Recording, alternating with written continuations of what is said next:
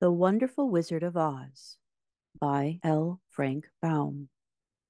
Read to you tonight by Abba. Chapter 1. The Cyclone. Dorothy lived in the midst of the great Kansas prairies with Uncle Henry, who was a farmer, and Aunt Em, who was the farmer's wife. Their house was small, for the lumber to build it had to be carried by wagon many miles. There were 4 walls, a floor, and a roof, which made one room, and this room contained a rusty-looking cook stove, a cupboard for the dishes, a table, 3 or 4 chairs, and the beds. Uncle Henry and Aunt Em had a big bed in one corner, and Dorothy a little bed in another corner. There was no garret at all, and no cellar, except a small hole dug in the ground, called a cyclone cellar, where the family could go in case one of those great whirlwinds arose, mighty enough to crush any building in its path. It was reached by a trap door in the middle of the floor, from which a ladder led down into the small, dark hole. When Dorothy stood in the doorway and looked around, she could see nothing but the great gray prairie on every side. Not a tree, nor a house, broke the broad sweep of flat country that reached to the edge of the sky in all directions.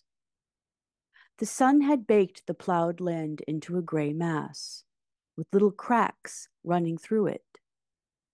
Even the grass was not green, for the sun had burnt the tops of the long blades until they were the same gray color to be seen everywhere.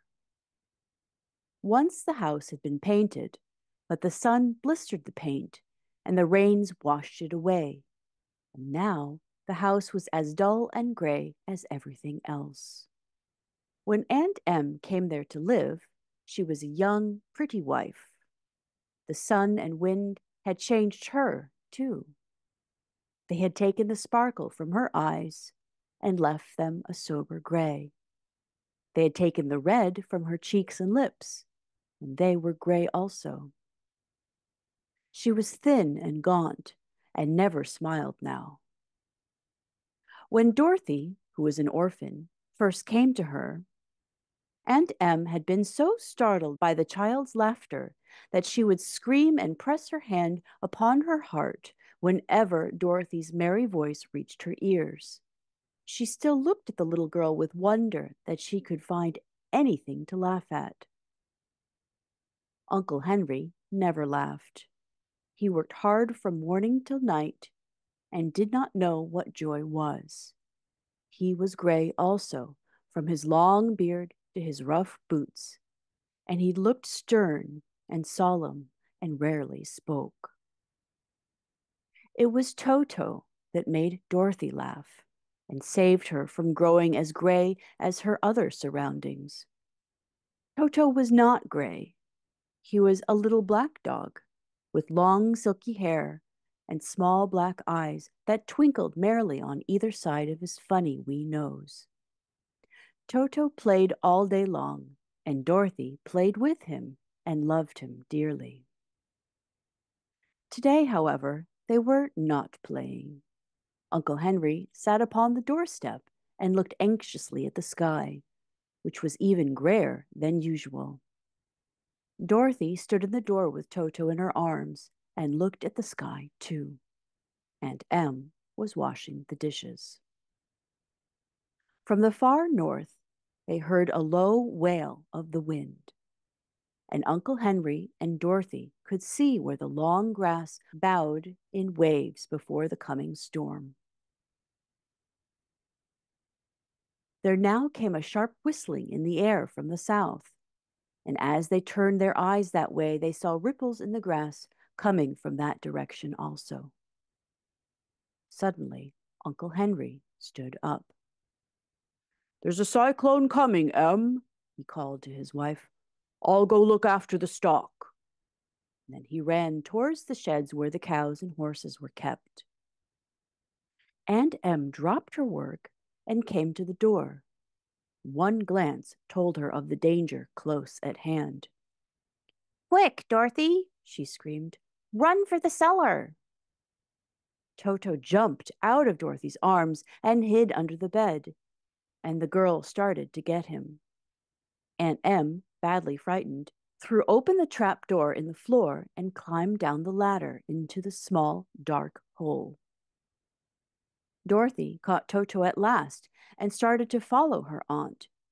When she was halfway across the room, there came a great shriek from the wind, and the house shook so hard that she lost her footing and sat down suddenly upon the floor. Then a strange thing happened. The house whirled around 2 or 3 times and rose slowly through the air. Dorothy felt as if she were going up in a balloon. The north and south winds met where the house stood and made it the exact center of the cyclone. In the middle of a cyclone, the air is generally still, but the great pressure of the wind on every side of the house raised it up higher and higher until it was at the very top of the cyclone. And there it remained, and was carried miles and miles away as easily as you could carry a feather. It was very dark, and the wind howled horribly around her. But Dorothy found she was riding quite easily. After the first few whirls around, and one other time when the house tipped badly, she felt as if she were being rocked gently, like a baby in a cradle. Toto did not like it. He ran about the room, now here, now there, barking loudly. But Dorothy sat quite still on the floor and waited to see what would happen. Once, Toto got too near the open trap door and fell in, and at first the little girl thought she had lost him. But soon she saw one of his ears sticking up through the hole, for the strong pressure of the air was keeping him up so that he could not fall. She crept to the hole, caught Toto by the ear, and dragged him into the room again, afterwards closing the trap door so that no more accidents could happen. Hour after hour passed away, and slowly Dorothy got over her fright. But she felt quite lonely, and the wind shrieked so loudly all about her that she nearly became deaf. At first she had wondered if she would be dashed to pieces when the house fell again. But as the hours passed and nothing terrible happened, she stopped worrying and resolved to wait calmly and see what the future would bring. At last she crawled over the swaying floor to her bed and lay down upon it, and Toto followed and lay down beside her. In spite of the swaying of the house and the wailing of the wind, Dorothy soon closed her eyes and fell fast asleep. Chapter 2. The Council with the Munchkins. She was awakened by a shock, so sudden and severe that if Dorothy had not been lying on the soft bed, she might have been hurt. As it was, the jar made her catch her breath and wonder what had happened. And Toto put his cold little nose into her face and whined dismally. Dorothy sat up and noticed that the house was not moving, nor was it dark, for the bright sunshine came in at the window, flooding the little room. She sprang from her bed and with Toto at her heels ran and opened the door. The little girl gave a cry of amazement and looked about her, her eyes growing bigger and bigger at the wonderful sights she saw. The cyclone had set the house down very gently, for a cyclone, in the midst of a country of marvelous beauty. There were lovely patches of greensward all about, with stately trees bearing rich and luscious fruits. Banks of gorgeous flowers were on every hand, and birds with rare and brilliant plumage sang and fluttered in the trees and bushes. A little way off was a small brook, rushing and sparkling along between green banks, and murmuring in a voice very grateful to a little girl who had lived so long on the dry, gray prairies. While she stood looking eagerly at the strange and beautiful sights, she noticed coming towards her a group of the queerest people she had ever seen. They were not as big as the grown folks she had always been used to, but neither were they very small. In fact, they seemed about as tall as Dorothy, who was a well-grown child for her age, although they were, so far as looks go, many years older. 3 were men and 1 a woman, and all were oddly dressed. They wore round hats that rose to a small point a foot above their heads, with little bells around the brims that tinkled sweetly as they moved. The hats of the men were blue, and the little woman's hat was white, and she wore a white gown that hung in pleats from her shoulders. Over it were sprinkled little stars that glistened in the sun like diamonds. The men were dressed in blue, of the same shade as their hats, and wore well-polished boots with a deep roll of blue about the tops. The men, Dorothy thought, were about as old as Uncle Henry, for 2 of them had beards. But the little woman was doubtless much older. Her face was covered with wrinkles, her hair was nearly white, and she walked rather stiffly. When these people drew near the house where Dorothy was standing in the doorway, they paused and whispered among themselves, as if afraid to come farther. But the little old woman walked up to Dorothy, made a low bow, and said in a sweet voice, "You are welcome, most noble sorceress, to the land of the Munchkins. We are so grateful for you having killed the Wicked Witch of the East and for setting our people free from bondage." Dorothy listened to this speech with wonder. What could the little woman possibly mean by calling her a sorceress and saying that she had killed the Wicked Witch of the East? Dorothy was an innocent, harmless little girl who had been carried by a cyclone many miles from home. She had never killed anything at all in her life. But the little woman evidently expected her to answer, so Dorothy said, with hesitation, "You are very kind, but there must be some mistake. I have not killed anything." "Your house did, anyway," replied the little old woman with a laugh. "And that is the same thing. See," she continued, pointing to the corner of the house. "There are her 2 feet, still sticking out from under a block of wood." Dorothy looked and gave a little cry of fright. There, indeed, just under the corner of the great beam the house rested on, 2 feet were sticking out, shod in silver shoes with pointed toes. "Oh dear!" cried Dorothy, clasping her hands together in dismay. "The house must have fallen on her. Whatever shall we do?" "There is nothing to be done," said the little woman calmly. "But who was she?" asked Dorothy. "She was the Wicked Witch of the East, as I said," answered the little woman. "She has held all the Munchkins in bondage for many years, making them slave for her night and day. Now they are all set free and are grateful to you for the favor." "Who are the Munchkins?" inquired Dorothy. "They are the people who live in this land of the East, where the Wicked Witch ruled." "Are you a Munchkin?" asked Dorothy. "No, but I am their friend, although I live in the land of the North. When they saw the Witch of the East was dead, the Munchkins sent a swift messenger to me, and I came at once. I am the Witch of the North." "Oh, gracious!" cried Dorothy. "Are you a real witch?" "Yes, indeed," answered the little woman. "But I am a good witch, and the people love me. I am not as powerful as the Wicked Witch who ruled here, or I should have set the people free myself." "But I thought all witches were wicked," said the girl, who was half frightened at facing a real witch. Oh no, that is a great mistake. There are only 4 witches in all the land of Oz, and 2 of them, those who live in the north and south, are good witches. I know this is true, for I am one of them myself, and cannot be mistaken.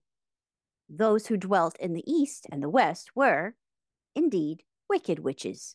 But now that you have killed one of them, there is but one wicked witch in all the land of Oz, the one who lives in the west. But, said Dorothy after a moment's thought, Aunt Em told me that the witches were all dead, years and years ago. Who is Aunt Em? Inquired the little old woman. She is my aunt who lives in Kansas, where I come from. The Witch of the North seemed to think for a time, with her head bowed and her eyes upon the ground. Then she looked up and said, I do not know where Kansas is, for I have never heard that country mentioned before. But tell me, is it a civilized country? Oh, yes, replied Dorothy. Then that accounts for it. In the civilized countries, I believe there are no witches left, nor wizards, nor sorceresses, nor magicians. But you see, the land of Oz has never been civilized, for we have cut off from all the rest of the world. Therefore, we still have witches and wizards amongst us. Who are the wizards? Asked Dorothy. Oz himself is the great wizard, answered the witch, sinking her voice to a whisper. He is more powerful than all the rest of us together. He lives in the city of emeralds. Dorothy was going to ask another question, but just then the Munchkins, who had been standing silently by, gave a loud shout and pointed to the corner of the house where the Wicked Witch had been lying. What is it? Asked the little old woman, and looked and began to laugh. The feet of the dead witch had disappeared entirely, and nothing was left but the silver shoes. She was so old, explained the Witch of the North, that she dried up quickly in the sun. That is the end of her. But the silver shoes are yours, and you shall have them to wear. She reached down and picked up the shoes, and after shaking the dust out of them, handed them to Dorothy. The Wicked Witch of the East was proud of those silver shoes, said one of the Munchkins, and there is some charm connected with them, but what it is, we never knew. Dorothy carried the shoes into the house and placed them on the table. Then she came out again to the Munchkins and said, I am anxious to get back to my aunt and uncle, for I am sure they will worry about me. Can you help me find my way? The Munchkins and the witch first looked at one another, and then at Dorothy, and then shook their heads. At the east, not far from here, said one, there is a great desert, and none could live to cross it. It is the same at the south, said another, for I have been there and seen it. The south is the country of the Quadlings. I am told, said the third man, that it is the same at the west, and that country, where the Winkies lived, is ruled by the Wicked Witch of the West, who would make you her slave if you passed her way. And the north is my home, said the old lady, and at its edge is the same great desert that surrounds this land of Oz. I'm afraid, my dear, you will have to live with us. Dorothy began to sob at this, for she felt lonely among all these strange people. Her tears seemed to grieve the kind-hearted Munchkins, for they immediately took out their handkerchiefs and began to weep also. As for the little old woman, she took off her cap and balanced the point on the end of her nose, while she counted 1, 2, 3 in a solemn voice. At once the cap changed to a slate, on which was written in big white chalk marks, Let Dorothy go to the City of Emeralds. The little old woman took the slate from her nose, and having read the words on it, asked, Is your name Dorothy, my dear? Yes, answered the child, looking up and drying her tears. Then you must go to the City of Emeralds. Perhaps Oz will help you. Where is this city? Asked Dorothy. It is exactly in the center of the country, and is ruled by Oz, the great wizard I told you of. Is he a good man? inquired the girl anxiously. He is a good wizard. Whether he's a man or not, I cannot tell, for I've never seen him. How can I get there? Asked Dorothy. You must walk. It is a long journey through a country that is sometimes pleasant and sometimes dark and terrible. However, I will use all the magic arts I know of to keep you from harm. Won't you go with me? Pleaded the girl, who had begun to look upon the little old woman as her only friend. No, I cannot do that, she replied. But I will give you my kiss, and no one here will dare injure a person who's been kissed by the Witch of the North. She came close to Dorothy and kissed her gently on the forehead. Where her lips touched the girl, they left a round, shining mark, as Dorothy found out soon after. The road to the city of emeralds is paved with yellow brick, said the witch, so you cannot miss it. When you get to Oz, do not be afraid of him, but tell your story and ask him to help you. Goodbye, my dear. The three Munchkins bowed low to her and wished her a pleasant journey, after which they walked away through the trees. The witch gave Dorothy a friendly little nod, whirled around on her left heel 3 times, and straightway disappeared, much to the surprise of little Toto, who barked after her loudly enough when she had gone, because he had been afraid even to growl while she stood by. But Dorothy, knowing her to be a witch, had expected her to disappear in just that way, and was not surprised in the least. Chapter 3. How Dorothy Saved the Scarecrow. When Dorothy was left alone, she began to feel hungry. So she went to the cupboard and cut herself some bread, which she spread with butter. She gave some to Toto, and taking a pail from the shelf, she carried it down to the little brook and filled it with clear, sparkling water. Toto ran over to the trees and began to bark at the birds sitting there. Dorothy went to get him and saw such delicious fruit hanging from the branches that she gathered some of it, finding it just what she wanted to help out her breakfast. Then she went back to the house, and having helped herself and Toto to a good drink of the cool, clear water, she set about making ready for the journey to the city of emeralds. Dorothy had only one other dress, but that happened to be clean and was hanging on a peg beside her bed. It was gingham, with checks of white and blue, and although the blue was somewhat faded with many washings, it was still a pretty frock. The girl washed herself carefully, dressed herself in the clean gingham, and tied a pink sunbonnet on her head. She took a little basket and filled it with bread from the cupboard, laying a white cloth over the top. Then she looked down at her feet and noticed how old and worn the shoes were. "They surely will never do for a long journey, Toto," she said, and Toto looked up into her face with his little black eyes and wagged his tail to show he knew what she had meant. At that moment, Dorothy saw lying on the table the silver shoes that had belonged to the Witch of the East. "I wonder if they will fit me," she said to Toto. "They would be just the thing to take a long walk in, for they would not wear out." She took off her old leather shoes and tried on the silver ones, which fitted her as well as if they had been made for her. Finally, she picked up her basket. "Come along, Toto," she said. "We will go to the Emerald City and ask the Great Oz how to get back to Kansas again." She closed the door, locked it, and put the key carefully in the pocket of her dress.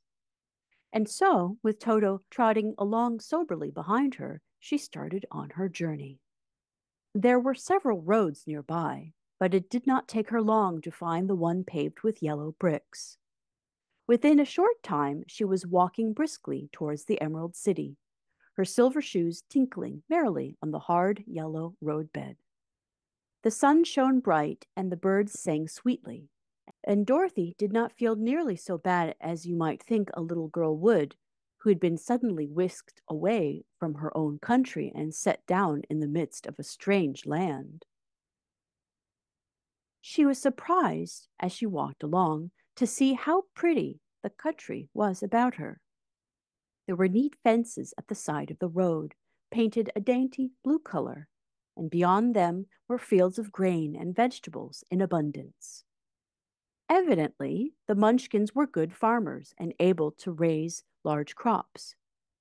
Once in a while, she would pass a house, and the people came out to look at her and bow low as she went by. For everyone knew she had been the means of destroying the wicked witch and setting them free from bondage.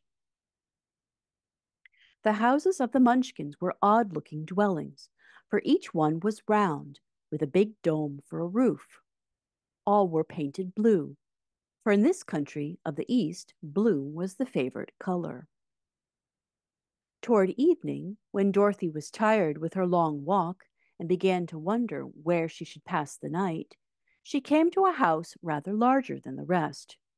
On the green lawn before it, many men and women were dancing. 5 little fiddlers played as loudly as possible, and the people were laughing and singing, while a big table nearby was loaded with delicious fruits and nuts, pies and cakes, and many other good things to eat. The people greeted Dorothy kindly and invited her to supper and to pass the night with them, for this was the home of one of the richest Munchkins in the land, and his friends were gathered with him to celebrate their freedom from the bondage of the wicked witch. Dorothy ate a hearty supper and was waited upon by the rich Munchkin himself, whose name was Bock. Then she sat upon a settee and watched the people dance.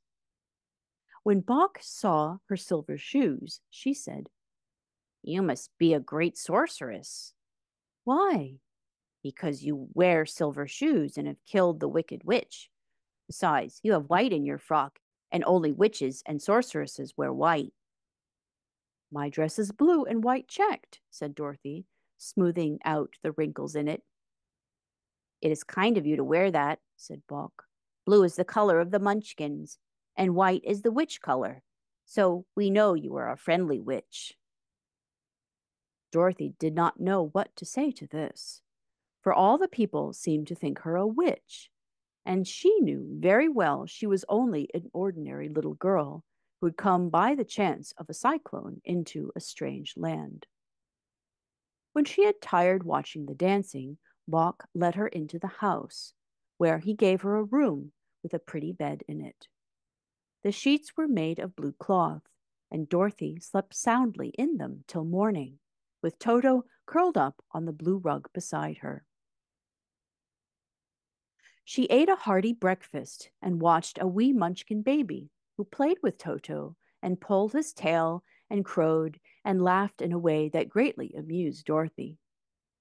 Toto was a fine curiosity to all the people, for they had never seen a dog before. How far is it to the Emerald City? The girl asked. I do not know, answered Bock gravely, for I have never been there. It is better for people to keep away from Oz, unless they have business with him. But it is a long way to the Emerald City and will take you many days. The country here is rich and pleasant, but you must pass through rough and dangerous places before you reach the end of your journey.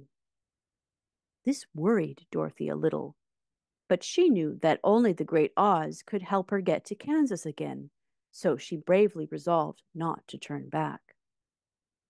She bade her friends good-bye, and again she started along the road of yellow brick.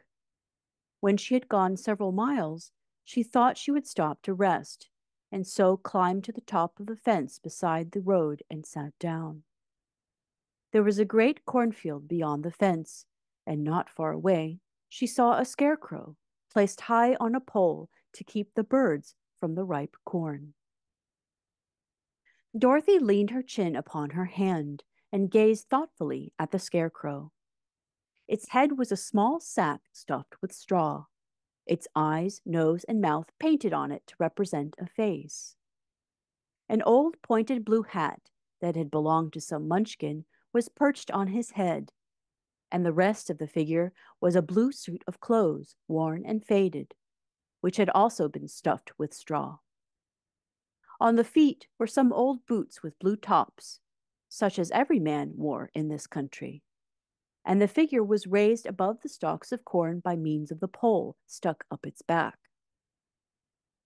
While Dorothy was looking earnestly into the queer painted face of the scarecrow, she was surprised to see one of the eyes slowly wink at her. She thought must have been mistaken at first, for none of the scarecrows in Kansas ever wink. But presently the figure nodded its head to her in a friendly way.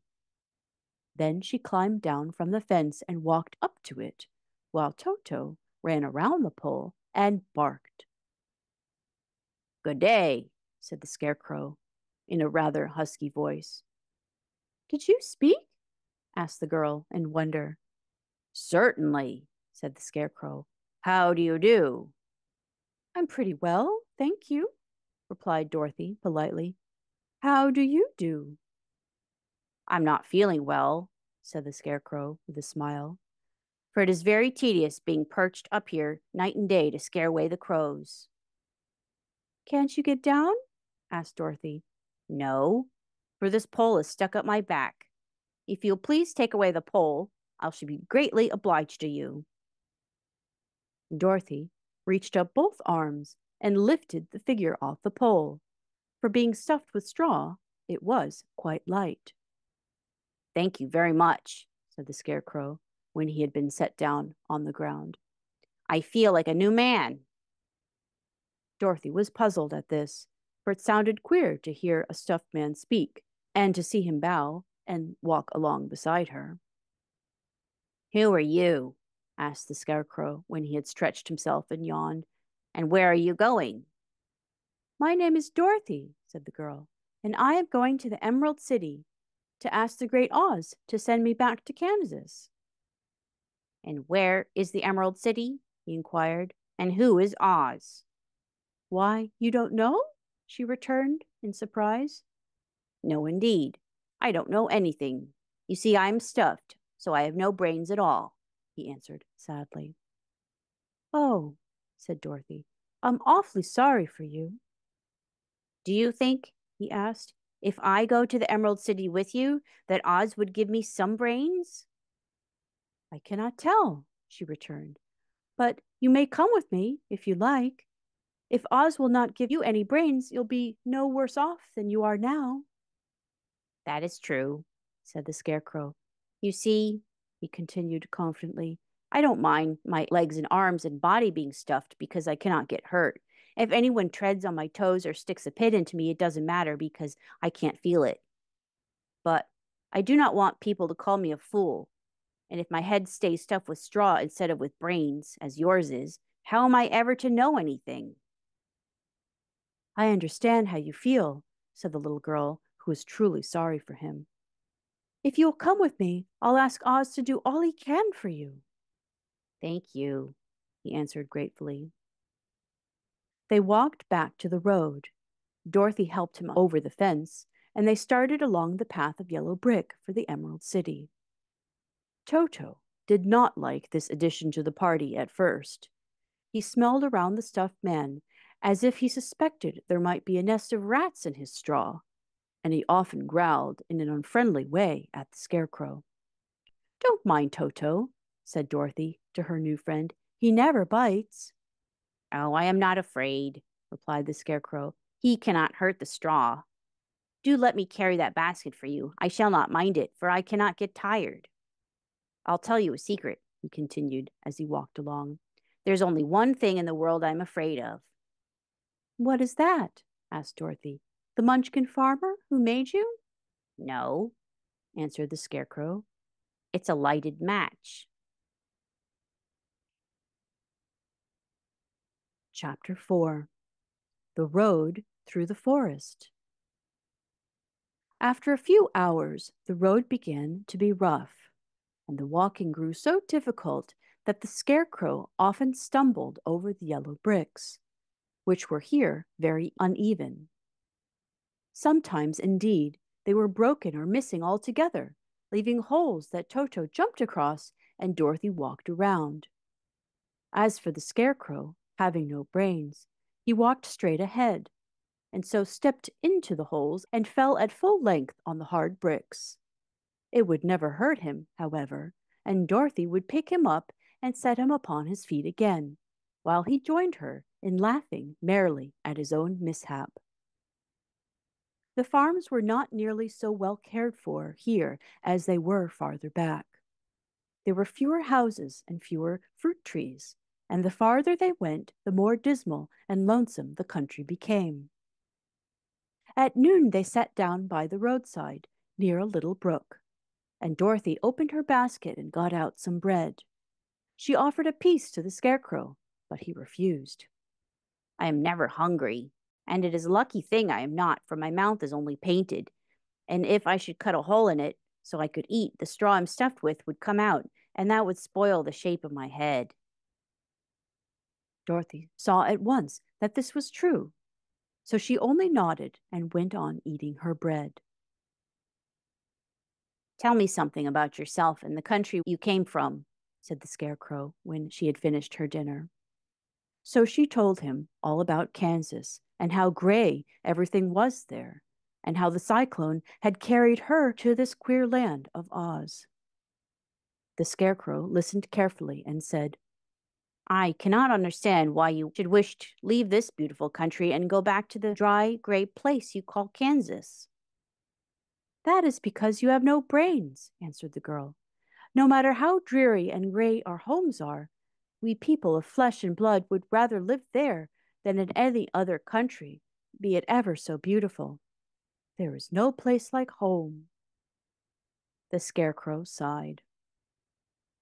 Of course, I cannot understand it, he said. If your heads were stuffed with straw like mine, you would probably all live in beautiful places, and then Kansas would have no people at all. It is fortunate for Kansas that you have brains. Won't you tell me a story while we were resting?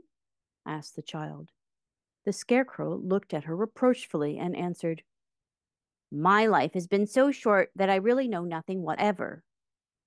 I was only made day before yesterday. What happened in the world before that time is all unknown to me.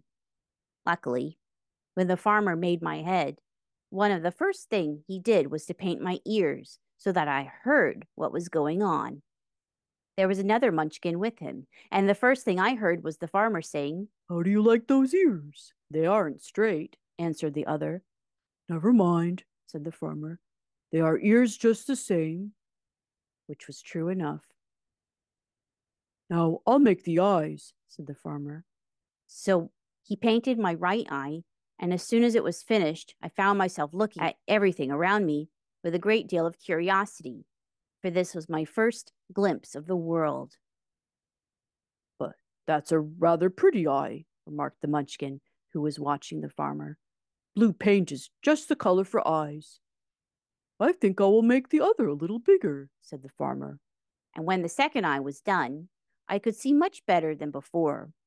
He made my nose and my mouth, but I did not speak, because at that time I didn't know what a mouth was for. I had the fun of watching them make my body and my arms and legs, and when they fastened on my head at last, I felt very proud, for I thought I was just as good a man as anyone. This fellow will scare the crows fast enough, said the farmer. He looks just like a man.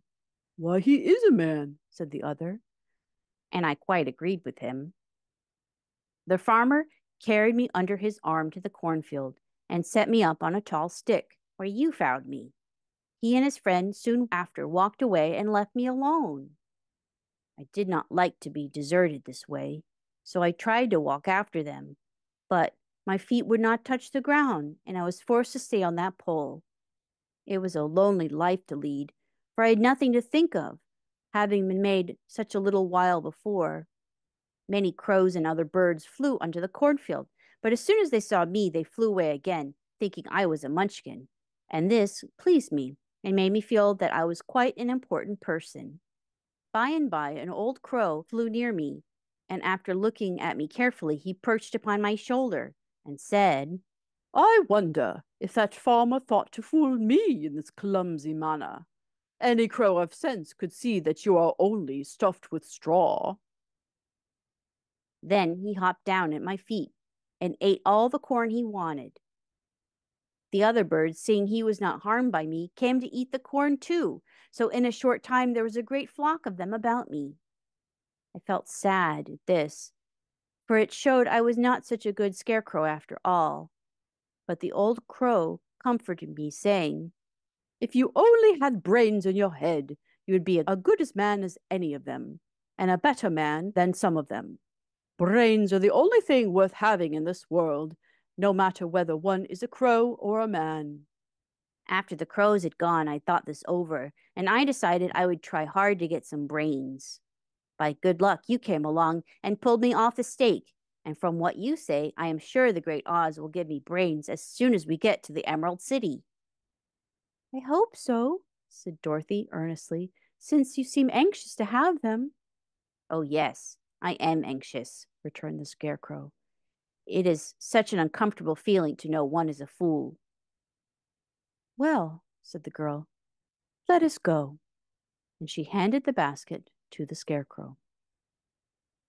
There were no fences at all by the roadside now, and the land was rough and untilled.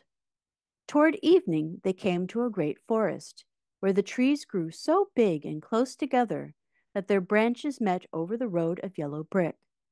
It was almost dark under the trees, for the branches shut out the daylight.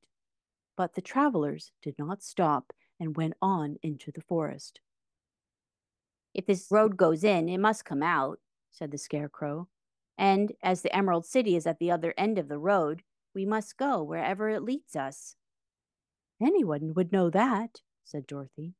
Certainly, that is why I know it, returned the Scarecrow. If it required brains to figure it out, I never should have said it. After an hour or so, the light faded away, and they found themselves stumbling along in the darkness. Dorothy could not see at all, but Toto could, for some dogs see very well in the dark. And the Scarecrow declared he could see as well as by day. So she took hold of his arm and managed to get along fairly well. If you see any house or any place where we can pass the night, she said, you must tell me, for it is very uncomfortable walking in the dark. Soon after, the Scarecrow stopped. I see a little cottage at the right of us, built of logs and branches. Shall we go there? Yes, indeed, answered the child. I am all tired out. So the Scarecrow led her through the trees until they reached the cottage, and Dorothy entered and found a bed of dried leaves in one corner. She lay down at once, and with Toto beside her, soon fell into a sound sleep. The Scarecrow, who was never tired, stood up in another corner and waited patiently until morning came.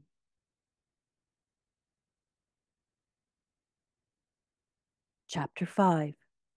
The Rescue of the Tin Woodman. When Dorothy awoke, the sun was shining through the trees, and Toto had long been out chasing birds around him and squirrels. She sat up and looked around her. There was the Scarecrow, still standing patiently in his corner, waiting for her. We must go and search for water, she said to him. Why do you want water? He asked. To wash my face clean after the dust of the road, and to drink, so the dry bread will not stick in my throat. It must be inconvenient to be made of flesh, said the Scarecrow thoughtfully, for you must sleep and eat and drink. However, you have brains, and it is worth a lot of bother to be able to think properly. They left the cottage and walked through the trees until they found a little spring of clear water, where Dorothy drank and bathed and ate her breakfast. She saw there was not much bread left in the basket, and the girl was thankful the Scarecrow did not have to eat anything, for there was scarcely enough for herself and Toto for the day. When she had finished her meal and was about to go to the road of yellow brick, she was startled to hear a deep groan nearby. What was that? She asked timidly. I cannot imagine, replied the Scarecrow. But we can go and see. Just then, another groan reached their ears, and the groan seemed to come from behind them. They turned and walked through the forest a few steps when Dorothy discovered something shining in a ray of sunshine that fell between the trees. She ran to the place and stopped short with a little cry of surprise. One of the big trees had been partly chopped through, and standing beside it, with an uplifted axe in his hands, was a man made entirely of tin. His head and arms and legs were jointed upon his body, but he stood perfectly motionless, as if he could not stir at all. Dorothy looked at him in amazement, and so did the Scarecrow, while Toto barked sharply and made a snap at the tin legs, which hurt his teeth. "Did you groan?" asked Dorothy. "Yes," answered the Tin Man, "I did. I've been groaning for more than a year, and no one has ever heard me before come to help me." "What can I do for you?" she inquired softly, for she was moved by the sad voice in which the man spoke. "Get an oil can and oil my joints," he answered. "They are rusted so badly I cannot move them at all. If I am well oiled, I shall soon be right again. You will find an oil can on a shelf in my cottage." Dorothy at once ran back to the cottage and found the oil can. Then she returned and asked anxiously, "Where are your joints?" "Oil my neck first," replied the Tin Woodman.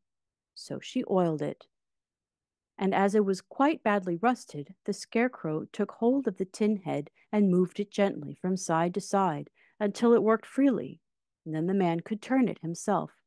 "Now oil the joints in my arms," he said. Dorothy oiled him, and the Scarecrow bent them carefully until they were quite free from rust and good as new.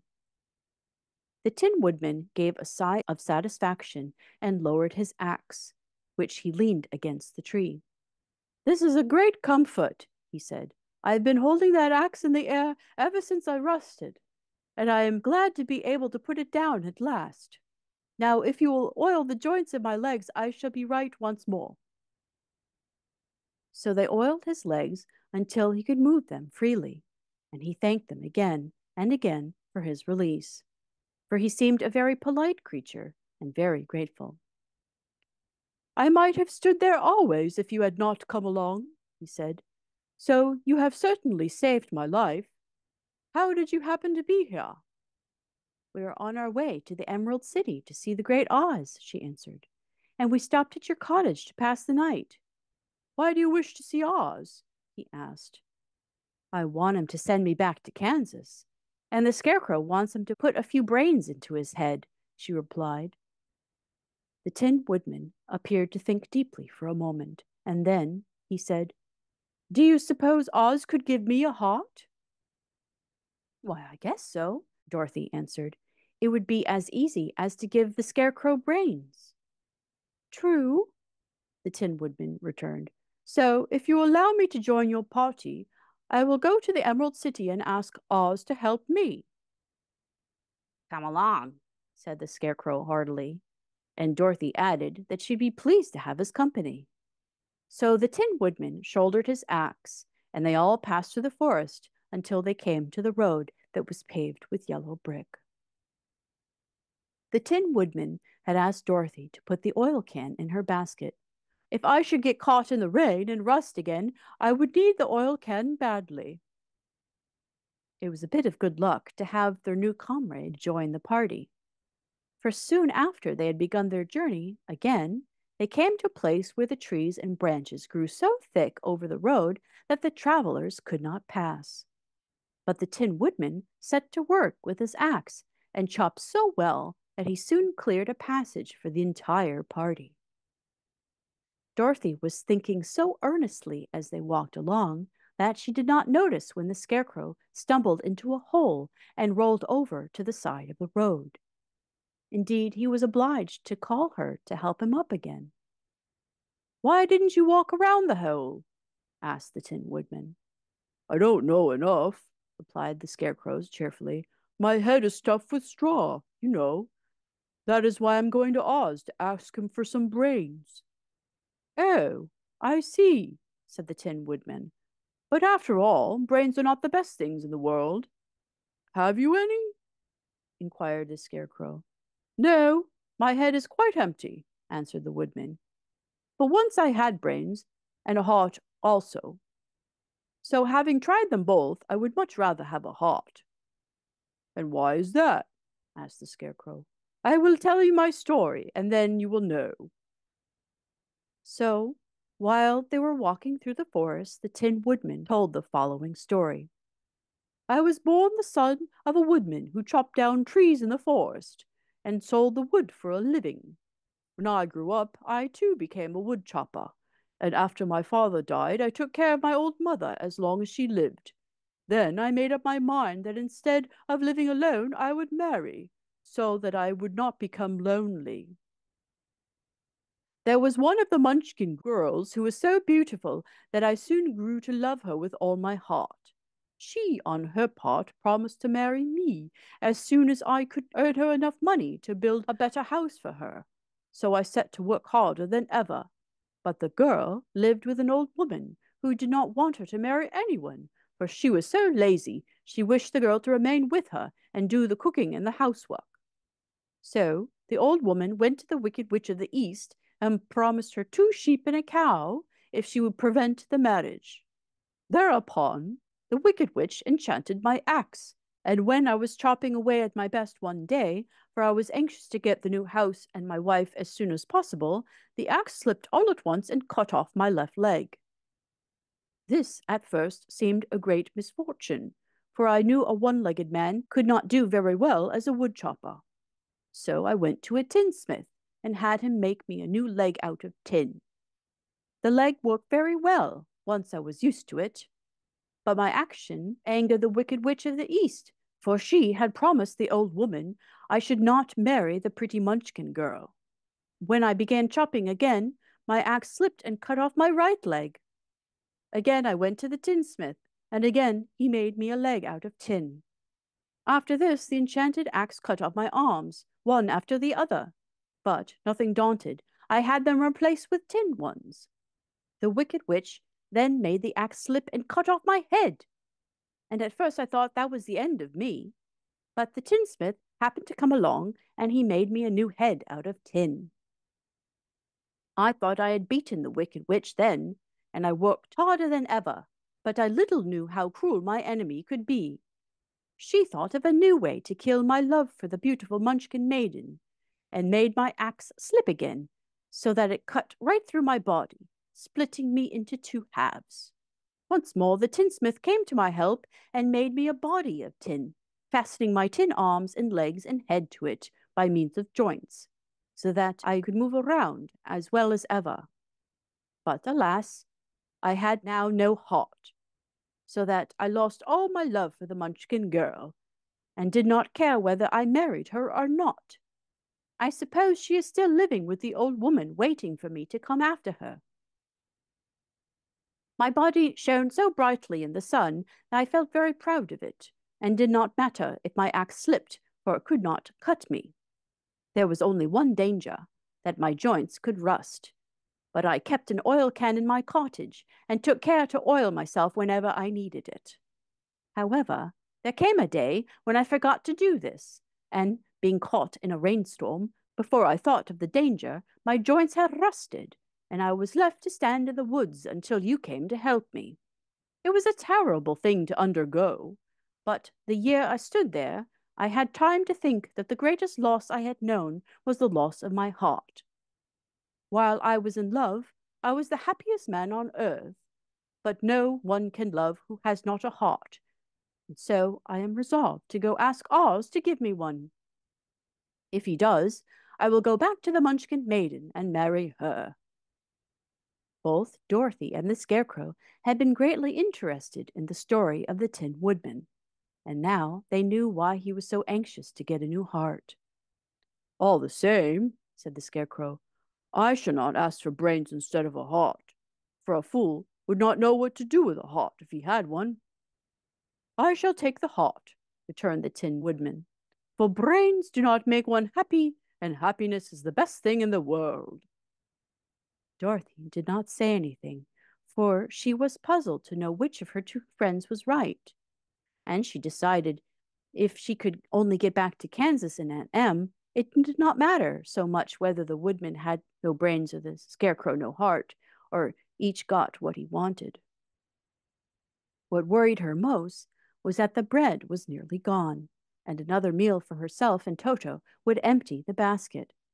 To be sure, neither the woodman nor the scarecrow ever ate anything, but she was not made of tin nor straw, and could not live unless she was fed. Chapter 6. The Cowardly Lion. All this time, Dorothy and her companions had been walking through the thick woods. The road was still paved with yellow brick, but these were much covered by dried branches and dead leaves from the trees, and the walking was not at all good. There were few birds in this part of the forest, for birds love the open country where there is plenty of sunshine. But now and then there came a deep growl from some wild animal hidden among the trees. These sounds made the little girl's heart beat fast, for she did not know what made them. But Toto knew, and he walked close to Dorothy's side and did not even bark in return. "How long will it be," the child asked of the Tin Woodman, "before we are out of the forest?"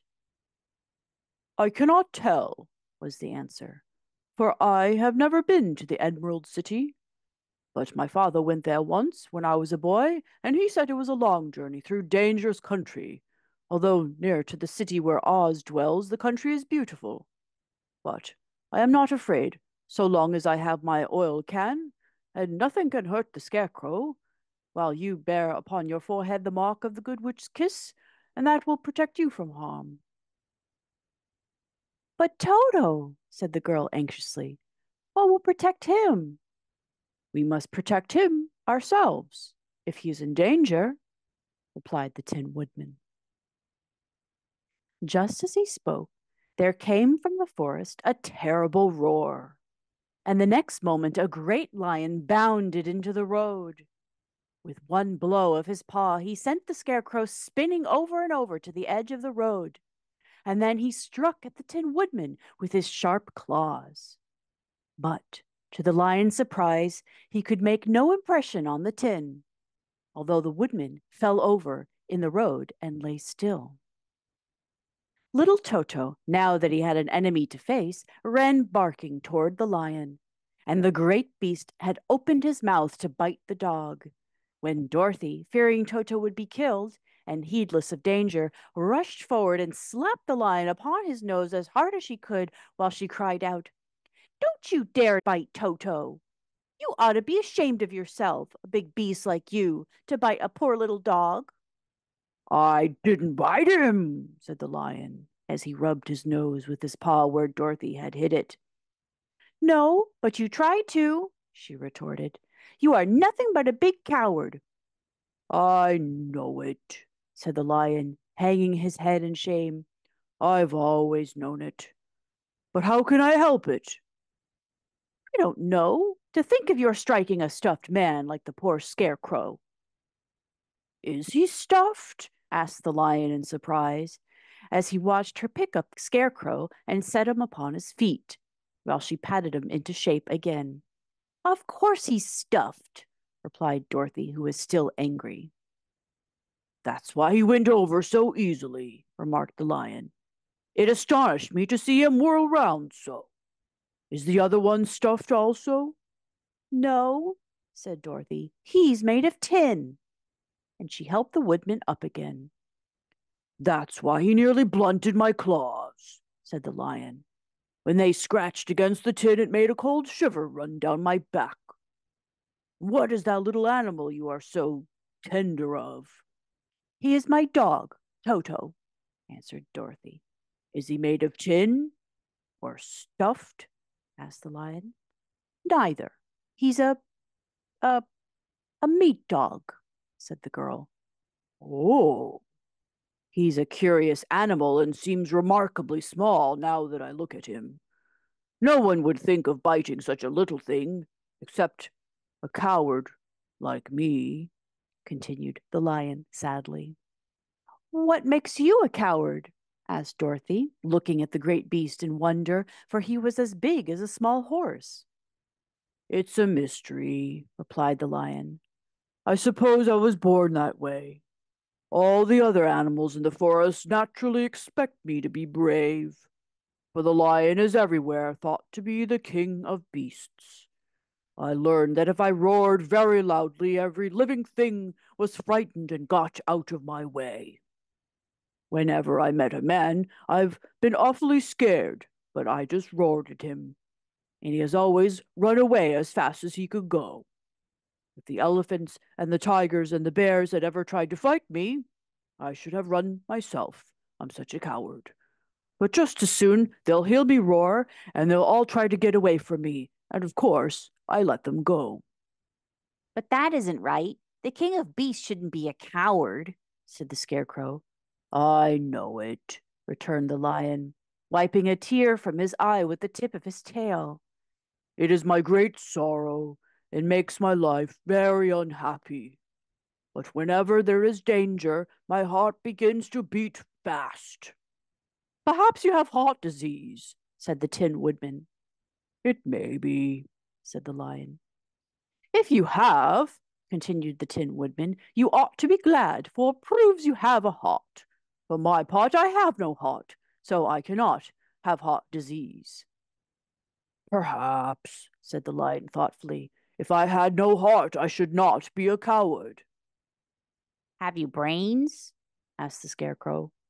I suppose so. I never looked to see, replied the lion. I'm going to the Great Oz to ask me to give me some, remarked the scarecrow, for my head is stuffed with straw. And I am going to ask him to give me a heart, said the woodman. And I am going to ask him to send Toto and me back to Kansas, added Dorothy. Do you think Oz would give me courage? Asked the cowardly lion. Just as easily as he could give me brains, said the scarecrow. Oh, give me a heart, said the Tin Woodman. Or send me back to Kansas, said Dorothy. Then, if you don't mind, I will go with you, said the lion, for my life is simply unbearable without a bit of courage. You will be very welcome, said Dorothy, for you will help to keep away the other wild beasts. It seems to me they must be more cowardly than you are, if they allow you to scare them so easily. They really are, said the lion, but that doesn't make me any braver, and as long as I know myself to be a coward, I shall be unhappy. So once more the little company set off upon the journey, the lion walking with stately strides at Dorothy's side. Toto did not approve of this new comrade at first, for he could not forget how he nearly had been crushed between the lion's great jaws. But after a time he became more at ease, and presently Toto and the cowardly lion had grown to be good friends. During the rest of that day there was no other adventure to mar the peace of their journey. Once, indeed, the Tin Woodman stepped upon a beetle that was crawling along the wood, and killed the poor little thing. This made the Tin Woodman very unhappy, for he was always careful not to hurt any living creature. And as he walked along, he swept several tears of sorrow and regret. These tears ran slowly down his face and over the hinges of his jaw, where they rusted. When Dorothy presently asked him a question, the Tin Woodman could not open his mouth, for his jaws were tightly rusted together. He became greatly frightened at this, and made many motions to Dorothy to relieve him, but she could not understand. The lion was also puzzled to know what was wrong, but the scarecrow seized the oil can from Dorothy's basket and oiled the woodman's jaws, so that after a few moments he could talk as well as before. This will serve me a lesson, said he, to look where I step, for if I should kill another bug or beetle, I should surely cry again, and crying rusts my jaws so that I cannot speak. Thereafter he walked very carefully, with his eyes on the road, and when he saw a tiny ant toiling by, he would step over it, so as not to harm it. The Tin Woodman knew very well he had no heart, and therefore he took great care never to be cruel or unkind to anything. You people with hearts, he said, have something inside you, and need never do wrong. But I have no heart, so I must be very careful. When Oz gives me a heart, of course I needn't mind so much. Chapter 7. The Journey to the Great Oz. They were obliged to camp out that night under a large tree in the forest, for there were no houses near. The tree made a good thick covering to protect them from the dew, and the Tin Woodman chopped a great pile of wood with his axe, and Dorothy built a splendid fire that warmed her and made her feel less lonely. She and Toto ate the last of their bread, and now she did not know what they would do for breakfast. If you wish, said the lion, I will go into the forest and kill a deer for you, and you can roast it by the fire, since your taste is so peculiar that you prefer cooked food, and then you will have a very good breakfast. Please don't, begged the Tin Woodman. I should certainly weep if you killed a poor deer. Then my jaws would rust again. But the lion went away into the forest and found his own supper, and no one ever knew what it was, for he didn't mention it. And the Scarecrow found a tree full of nuts and filled Dorothy's basket with them, so she would not be hungry for a long time. She thought this was very kind and thoughtful of the Scarecrow, but she laughed heartily at the awkward way in which the poor creature picked up the nuts. His padded hands were so clumsy and the nuts were so small that he dropped almost as many as he put into the basket. But the Scarecrow did not mind how long it took him to fill the basket, for it enabled him to keep away from the fire, as he feared a spark might get into straw and burn him up. So he kept a good distance away from the flames, and only came near to cover Dorothy with the dry leaves when she lay down to sleep. These kept her very snug and warm, and she slept soundly until morning. When it was daylight, the girl bathed her face in a little rippling brook, and soon after they all started towards the Emerald City. This was to be an eventful day for the travelers. They had hardly been walking an hour when they saw before them a great ditch that crossed the road and divided the forest as far as they could see on either side.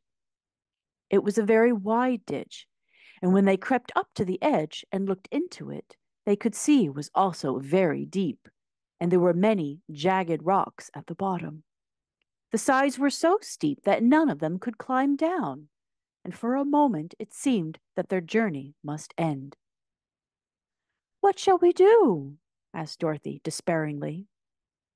I haven't the faintest idea, said the Tin Woodman, and the lion shook his shaggy mane and looked thoughtful. But the Scarecrow said, We cannot fly, that is certain. Neither can we climb down into this great ditch.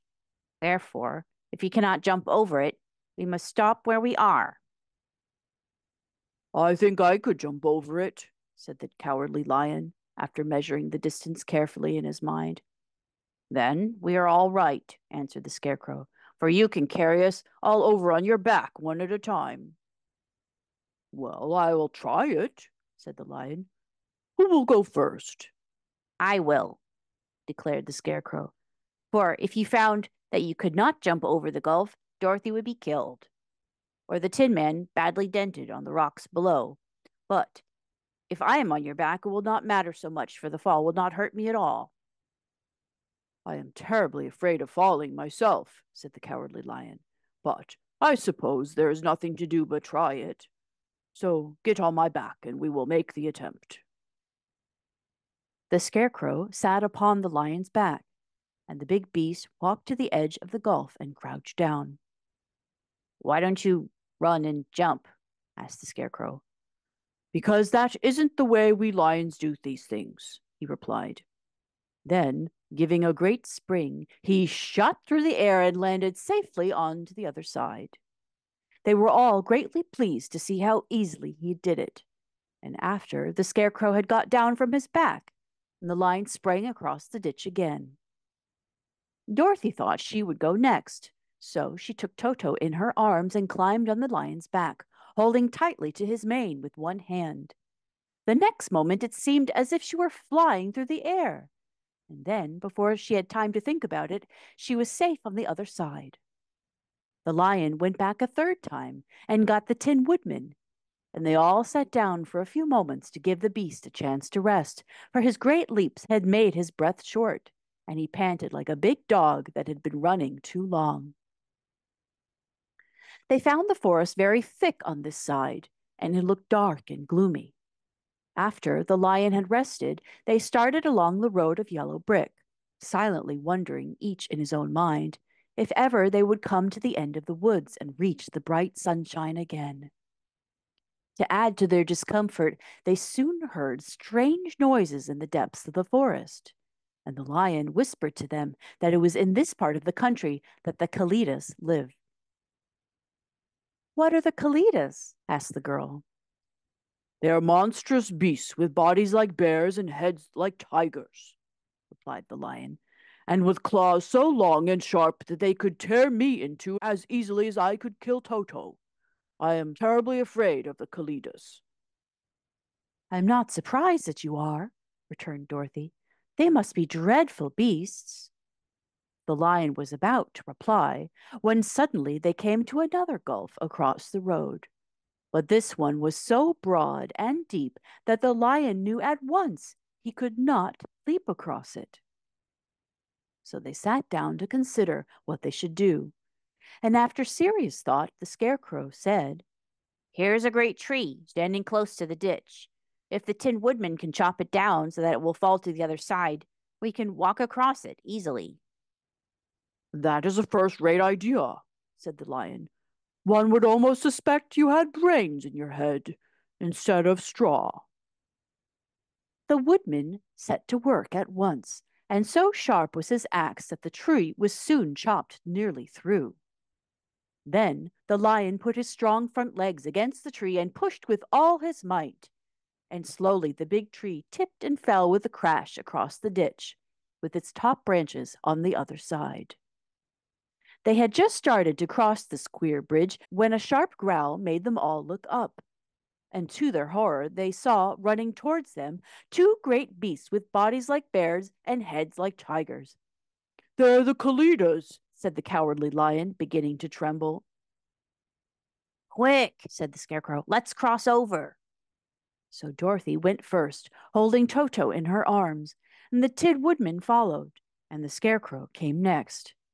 The lion, although he was certainly afraid, turned to face the Kalidas, and then he gave so loud and terrible a roar that Dorothy screamed, and the Scarecrow fell over backward, while even the fierce beast stopped short and looked at him in surprise. But seeing they were bigger than the lion, and remembering that there were two of them and only one of him, the Kalidas again rushed forward, and the lion crossed over the tree and turned to see what they would do next. Without stopping an instant, the fierce beast also began to cross the tree, and the lion said to Dorothy, "We are lost, for they will surely tear us to pieces with their long claws. But stand close to me, and I will fight them as long as I am alive." "Wait a minute," called the Scarecrow. He had been thinking what was best to be done, and now he asked the woodman to chop away the end of the tree that rested on their side of the ditch. The Tin Woodman began to use his axe at once, and just as the two Kalidas were nearly across, the tree fell with a crash into the gulf, carrying the ugly, snarling brutes with it, and both were dashed to pieces on the sharp rocks at the bottom. "Well," said the Cowardly Lion, drawing a long breath of relief, "I see we're going to live a little while longer, and I am glad of it, for it must be a very uncomfortable thing not to be alive.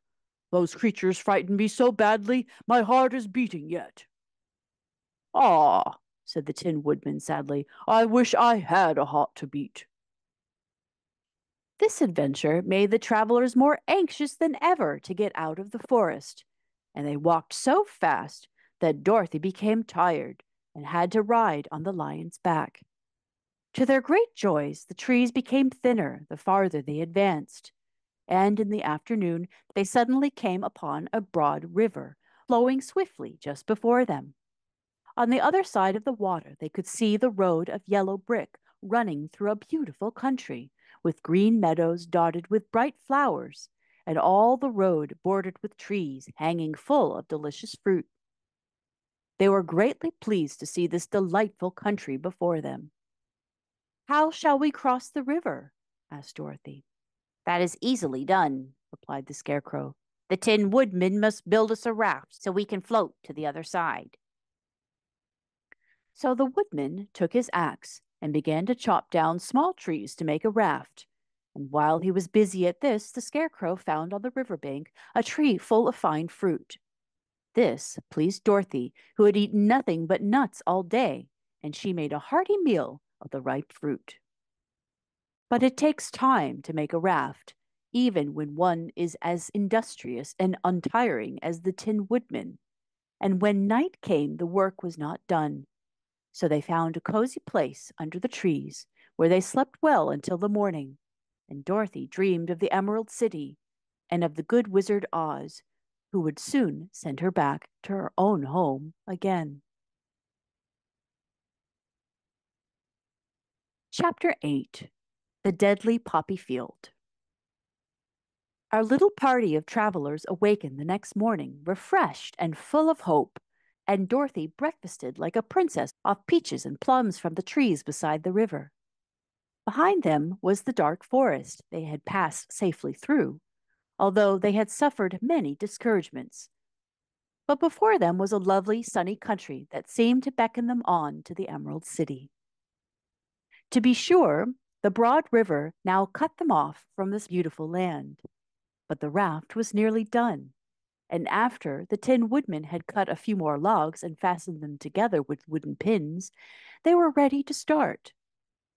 Dorothy sat down in the middle of the raft and held Toto in her arms. When the Cowardly Lion stepped upon the raft, it tipped badly, for he was big and heavy. But the Scarecrow and the Tin Woodman stood upon the other end to steady it, and they had long poles in their hands to push the raft through the water. They got along quite well at first, but when they reached the middle of the river, the swift current swept the raft downstream, farther and farther away from the road of yellow brick. And the water grew so deep that the long poles would not touch the bottom. "This is bad," said the Tin Woodman, "for if we cannot get to the land, we shall be carried into the country of the Wicked Witch of the West, and she will enchant us and make us her slaves." And then I should get no brains, said the Scarecrow. "And I should get no courage," said the Cowardly Lion.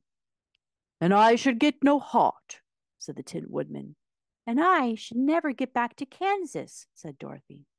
"We must certainly get to the Emerald City if we can," the Scarecrow continued, and he pushed so hard on his long pole that it stuck fast in the mud at the bottom of the river. Then, before he could pull it out again or let go, the raft was swept away, and poor Scarecrow was left clinging to the pole in the middle of the river. "Goodbye," he called after them, and they were very sorry to leave him. Indeed, the Tin Woodman began to cry, but fortunately remembered that he might rust, so he dried his tears on Dorothy's apron. Of course, this was a bad thing for the Scarecrow. "Now I am worse off than when I first met Dorothy," he thought.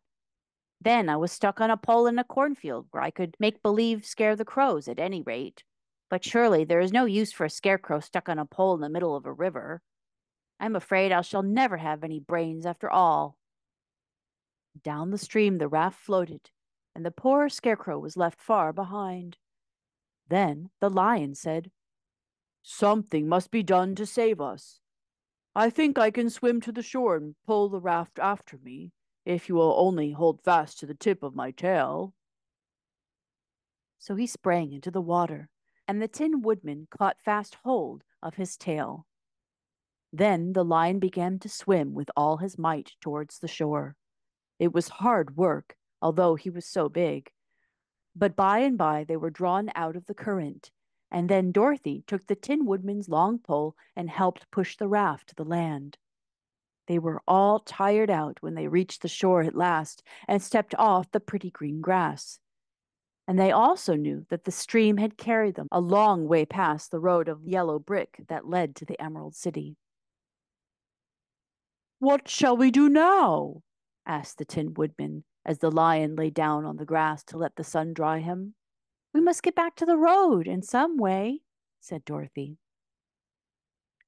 The best plan will be to walk along the river bank until we come to the road again, remarked the lion. So, when they were rested, Dorothy picked up her basket and they started along the grassy bank to the road from which the river had carried them. It was lovely country, with plenty of flowers and fruit trees and sunshine to cheer them. And had they not felt so sorry for the poor scarecrow, they could have been very happy. They walked along as fast as they could, Dorothy only stopping once to pick a beautiful flower. And after a time the Tin Woodman cried out, Look! Then they all looked at the river and saw the scarecrow perched upon his pole in the middle of the water, looking very lonely and sad. What can we do to save him? Asked Dorothy. The lion and the woodman both shook their heads, for they did not know. So they sat upon the bank and gazed wistfully at the scarecrow until a stork flew by, who, upon seeing them, stopped to rest at the water's edge. Who are you, and where are you going? Asked the stork. I am Dorothy, answered the girl, and these are my friends, the Tin Woodman and the Cowardly Lion, and we are going to the Emerald City. This isn't the road, said the stork, as she twisted her long neck and looked sharply at the queer party. I know it, returned Dorothy, but we have lost the scarecrow, and we are wondering how shall we get him again. Where is he? Said the stork. Over there in the river, answered the little girl. If he wasn't so big and heavy, I could get him for you, remarked the stork. He isn't heavy a bit, said Dorothy eagerly, for he is stuffed with straw, and if you bring him back to us, we shall thank you ever and ever so much. Well, I shall try, said the stork. But if I find he is too heavy to carry, I should have to drop him in the river again. So the big bird flew into the air and over the water until she came to where the scarecrow was perched upon his pole. Then the stork, with her great claws, grabbed the scarecrow by the arm and carried him up into the air and back to the bank, where Dorothy and the lion and the Tin Woodman and Toto were sitting. When the scarecrow found himself among his friends again, he was so happy that he hugged them all, even the lion and Toto.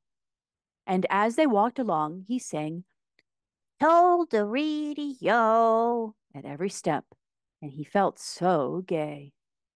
I was afraid I should have to stay in the river forever, he said, but the kind stork saved me, and if I ever get any brains, I shall find the stork again and do her some kindness in return. That's all right, said the stork, who was flying along beside them. I always like to help anyone in trouble. But I must go now, for my babies are waiting in the nest for me. I hope you will find the Emerald City and that Oz will help you. Thank you, replied Dorothy, and then the kind stork flew into the air and was soon out of sight. They walked along, listening to the singing of the brightly colored birds and looking at the lovely flowers, which now became so thick that the ground was carpeted with them. They were big yellow and white and blue and purple blossoms, besides great colors of scarlet poppies, which were so brilliant in color they almost dazzled Dorothy's eyes. Aren't they beautiful? The girl asked, as she breathed in the spicy scent of the bright flowers. I suppose so, answered the scarecrow. When I have brains, I shall probably like them better. If only I had a heart, I should love them, added the Tin Woodman. I always did like flowers, said the lion. They seem so helpless and frail, but there are none in the forest so bright as these. They now came upon more and more of the big scarlet poppies, and fewer of the other flowers. And soon they found themselves in the midst of a great meadow of poppies. Now it is well known that when there are many of these flowers together, their odor is so powerful that anyone who breathes it falls asleep. And if the sleeper is not carried away from the scent of the flowers, he sleeps on and on forever. But Dorothy did not know this, nor could she get away from the bright red flowers that were everywhere about. So presently her eyes grew heavy, and she felt she must sit down to rest and to sleep. But the Tin Woodman would not let her do this. "We must hurry and get back to the road of yellow brick before dark," he said. And the Scarecrow agreed with him. So they kept walking until Dorothy could stand no longer. Her eyes closed in spite of herself, and she forgot where she was and fell among the poppies, fast asleep. "What shall we do?" asked the Tin Woodman. "If we leave her here, she will die," said the Lion. "The smell of the flowers is killing us all. I myself can scarcely keep my eyes open, and the dog is asleep already." It was true. Toto had fallen down beside his little mistress. But the Scarecrow and the Tin Woodman, not being of flesh, were not troubled by the scent of the flowers. "Run fast," said the Scarecrow to the Lion, "and get out of this deadly flower bed as soon as you can. We will bring the little girl with us, but if you should fall asleep, you are too big to be carried."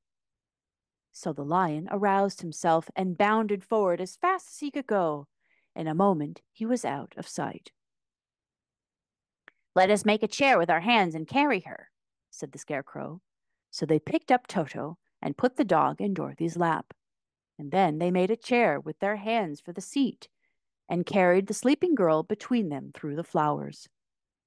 On and on they walked, and it seemed that the great carpet of deadly flowers that surrounded them would never end. They followed the bend of the river, and at last came upon their friend the Lion, lying fast asleep among the poppies.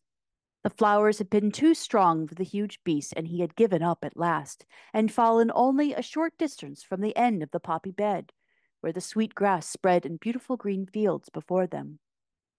"We can do nothing for him," said the Tin Woodman sadly, "for he is much too heavy to lift. We must leave him here to sleep on forever, and perhaps he will dream that he has found courage at last." The Lion was a very good comrade for one so cowardly. But let us go on. They carried the sleeping girl to a pretty spot beside the river, far enough from the poppy field to prevent her breathing any more of the poison of the flowers. And here they laid her gently on the soft grass and waited for the fresh breeze to waken her. Chapter 9. The Queen of the Field Mice. "We cannot be far from the road of yellow brick now," remarked the Scarecrow as he stood beside the girl, "for we have come nearly as far as the river carried us away." The Tin Woodman was about to reply when he heard a low growl, and turning his head, which worked beautifully on hinges, he saw a strange beast coming bounding over the grass towards him. It was indeed a great yellow wildcat, and the woodman thought that it must be chasing something, for its ears were lying close to its head, and its mouth was wide open, showing 2 rows of ugly teeth, while its red eyes glowed like balls of fire. As it came nearer, the Tin Woodman saw that running before the beast was a little gray field mouse, and although he had no heart, he knew it was wrong for the wild cat to try to kill such a pretty, harmless creature. So the woodman raised his axe, and as the wild cat ran, he gave it a quick blow so that it cut the beast's head clean off from its body, and it rolled over at his feet in 2 pieces. The field mouse, now that it was freed from its enemy, stopped short, and coming slowly up to the woodman, it said in a squeaky little voice, "Oh, thank you. Thank you ever so much for saving my life." "Don't speak of it, I beg of you," replied the Woodman. "I have no heart, you know, so I am careful to help all those who may need a friend, even if it happens to be only a mouse." "Only a mouse?" cried the little animal indignantly. "Why, I am a queen, the queen of all the field mice." "Oh, indeed," said the Woodman, making a bow. Therefore you have done a great deed, as well as a brave one in saving my life," added the queen. At that moment, several mice were seen running up as fast as their little legs could carry them. And when they saw their queen, they exclaimed, "Oh, your majesty, we thought you'd be killed. How did you manage to escape that great wildcat?" They all bowed so low to the little queen that they almost stood upon their heads. "This funny tin man," she answered, "killed the wildcat and saved my life. So hereafter you must all serve him and obey his slightest wish." "We will!" cried all the mice in a shrill chorus. And then they scampered in all directions, for Toto had awakened from his sleep, and seeing all these mice around him, he gave one bark of delight and jumped right into the middle of the group. Toto had always loved to chase mice when he lived in Kansas, and he saw no harm in it. But the Tin Woodman caught the dog in his arms and held him tight, while he called to the mice, "Come back, Toto shall not hurt you." At this, the queen of the mice stuck her head out from underneath a clump of grass and asked in a timid voice, "Are you sure he'll not bite us?" "I will not let him," said the woodman, "so do not be afraid." One by one, the mice came creeping back, and Toto did not bark again, although he tried to get out of the woodman's arms, and would have bitten him had he not known very well he was made of tin. Finally, one of the biggest mice spoke. "Is there anything we can do," it asked, "to repay you for saving the life of our queen?" "Nothing that I know of," answered the woodman. But the Scarecrow, who had been trying to think, but could not because his head was stuffed with straw, said quickly, "Yes, you can save our friend the Cowardly Lion who is asleep in the poppy bed." "A lion?" cried the little queen. "Why, he would eat us all up." "Oh, no," declared the Scarecrow. "This lion is a coward." "Really?" asked the mouse. "He says so himself," answered the Scarecrow, "and he would never hurt anyone who's our friend. If you will help us to save him, I'll promise he shall treat you all with kindness." "Very well," said the queen. "We trust you. But what shall we do? Are there many of these mice which call you queen and are willing to obey you?" "Oh, yes, there are thousands," she replied. "Then send for them all to come here as soon as possible, and each one bring a long piece of string." The queen turned to the mice that attended her and told them to go at once and get all her people. As soon as they heard her orders, they ran away in every direction as fast as possible. "Now," said the Scarecrow to the Tin Woodman, "you must go to those trees by the riverside and make a truck that will carry the lion." So the woodman went at once to the trees and began to work, and soon he made a truck out of the limbs of trees, from which he chopped away all the leaves and branches. He fastened it together with wooden pegs and made the four wheels out of short pieces of a big tree trunk. So fast and so well did he work that by the time the mice began to arrive, the truck was all ready for them. They came from all directions, and there were thousands of them, big mice and little mice and middle-sized mice, and each one brought a piece of string in his mouth. It was about this time that Dorothy woke from her long sleep and opened her eyes. She was greatly astonished to find herself lying upon the grass, with thousands of mice standing around and looking at her timidly.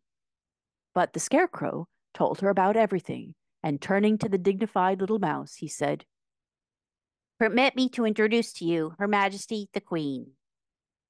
Dorothy nodded gravely, and the Queen made a curtsy, after which she became quite friendly with the little girl. The Scarecrow and the Woodman now began to fasten the mice to the truck, using the strings they had brought. One end of a string was tied around the neck of each mouse, and the other end to the truck.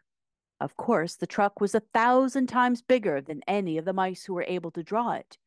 But when all the mice had been harnessed, they were able to pull it quite easily. Even the Scarecrow and the Tin Woodman could sit on it, and were drawn swiftly by their queer little horses to the place where the lion lay asleep. After a great deal of hard work, the lion was heavy, they managed to get him up on the truck. And then the queen hurriedly gave her people the order to start, for they feared if the mice stayed among the poppies too long, they would also fall asleep. At first, the little creatures, many though they were, could hardly stir the heavily loaded truck. But the woodman and the scarecrow both pushed from behind, and they got along better. Soon they rolled the lion out of the poppy bed to the green fields, where they could breathe the sweet, fresh air again, instead of the poisonous scent of the flowers. Dorothy came to meet them and thanked the little mice warmly for saving her companion from death. She had grown so fond of the big lion that she was glad he had been rescued. Then the mice were unharnessed from the truck and scampered away through the grass to their homes. The queen of the mice was the last to leave. If you shall ever need us again, she said, come out into the field and call, and we shall hear you and come to your assistance. Goodbye. Goodbye, they all answered, and away the queen ran, while Dorothy held Toto tightly, lest he should run after her and frighten her. After this, they sat down beside the lion should he awaken, and the scarecrow brought Dorothy some fruit from a tree near by, which she ate for her dinner. Chapter 10. The Guardian of the Gate. It was some time before the cowardly lion awakened, for he had lain among the poppies a long time, breathing in their deadly fragrance. But when he did open his eyes and roll off the truck, he was very glad to find himself still alive. I ran as fast as I could, he said, sitting down and yawning, but the flowers were too strong for me. How did you get me out? Then they told him of the field mice and how they generously saved him from death. And the cowardly lion laughed and said, I have always thought myself very big and terrible, yet such little things as flowers came to near killing me, and such small animals as mice have saved my life. How strange it all is. But, comrades, what shall we do now? We must journey on until we can find the road of yellow brick again, said Dorothy. And then we can keep on to the Emerald City. So the lion, being fully refreshed and feeling quite himself again, they all started upon the journey, greatly enjoying the walk through the soft, fresh grass. And it was not long before they reached the road of yellow brick and turned again towards the Emerald City where the great Oz dwelt. The road was smoothed and well paved now, and the country about was beautiful, so that the travelers rejoiced in leaving the forest far behind, and with it the many dangers they had met in its gloomy shades. Once more they could see fences built up beside the road, but these were painted green, and when they came to a small house, in which a farmer evidently lived, that also was painted green. They passed by several of these houses during the afternoon, and sometimes people came to the doors and looked at them, as if they would like to ask questions. But no one came near them, nor spoke to them, because of the great lion, of which they were very much afraid. The people were all dressed in clothing of a lovely emerald green color, and wore peaked hats like those of the Munchkins. This must be the land of Oz, said Dorothy, and we are surely getting near the Emerald City. Yes, answered the scarecrow. Everything is green here, while in the country of the Munchkins, blue is the favorite color. But the people do not seem as friendly as the Munchkins, and I'm afraid we shall be unable to find a place to pass the night. I should like something to eat besides fruit, said the girl, and I'm sure Toto is nearly starved. Let us stop at the next house and talk to the people. So when they came to a good-sized farmhouse, Dorothy walked boldly up to the door and knocked. A woman opened it just far enough to look out and said, What do you want, child? And why is that great lion with you? We wish to pass the night with you, if you will allow us, answered Dorothy. And the lion is my friend and comrade, and he would not hurt you for the world. Is he tame? Asked the woman, opening the door a little wider. Oh, yes, said the girl, and he is a great coward, too. He will be more afraid of you than you are of him. Well, said the woman, after thinking it over and taking another peep at the lion, if that is the case, you may come in, and I will give you some supper and a place to sleep. So They all entered the house, where there were, besides the woman, 2 children and a man. The man had hurt his leg and was lying on the couch in a corner. They seemed greatly surprised to see so strange a company, and while the woman was busy laying the table, the man asked, "To where are you all going?" "To the Emerald City," said Dorothy, "to see the Great Oz." "Oh, indeed," said the man. "Are you sure that Oz will see you?" "Why not?" she replied. "Why, it is said that he never lets anyone come into his presence. I have been to the Emerald City many times, and it is a beautiful and wonderful place, but I have never been permitted to see the Great Oz, nor do I know of any living person who has seen him." "Does he never go out?" asked the Scarecrow. "Never. He sits day after day in the great throne room of his palace, and even those who wait upon him do not see him face to face." "What is he like?" asked the girl. "That is hard to tell," said the man thoughtfully. "You see, Oz is a great wizard, and he can take on any form he wishes. So that some say he looks like a bird, and some say he looks like an elephant, and some say he looks like a cat. To others he appears as a beautiful fairy or a brownie, or in any other form that pleases him. But who the real Oz is, when he is in his own form, no living person can tell." "That is very strange," said Dorothy. "But we must try, in some way, to see him, or we shall have made our journey for nothing." "Why do you wish to see the terrible Oz?" said the man. "I want him to give me some brains," said the Scarecrow eagerly. "Oh, Oz could do that easily enough," declared the man. "He has more brains than he needs." "And I want him to give me a heart," said the Tin Woodman. "And that will not trouble him," said the man, "for Oz has a large collection of hearts, of all sizes and shapes." "And I want him to give me courage," said the Cowardly Lion. "Oh, Oz keeps a great pot of courage in his throne room," said the man, "which he has covered with a golden plate to keep it from running over. He'll be glad to give you some." "And I want him to send me back to Kansas," said Dorothy. "Where is Kansas?" asked the man with surprise. "I don't know," replied Dorothy sorrowfully. "But it is my home, and I'm sure it's somewhere." "Very likely. Well, Oz can do anything, so I suppose he will find Kansas for you. But first you must get to see him, and that will be a hard task, for the great wizard does not like to see anyone, and he usually has his own way. But what do you want?"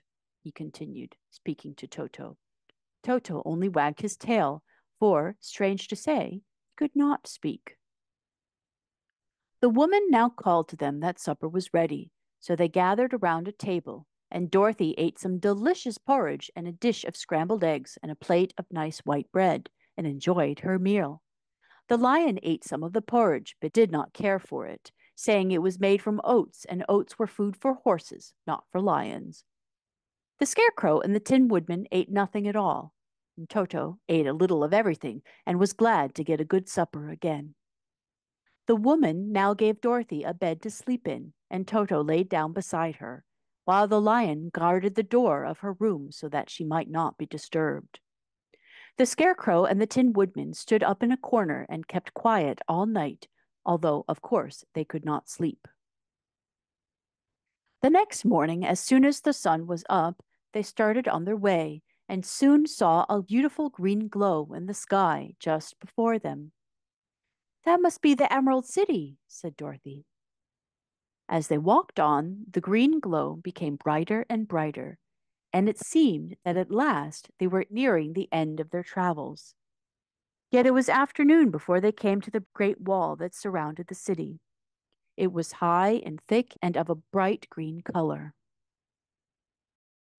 In front of them, and at the end of the road of yellow brick, was a big gate, all studded with emeralds that glittered so in the sun that even the painted eyes of the Scarecrow were dazzled by their brilliancy.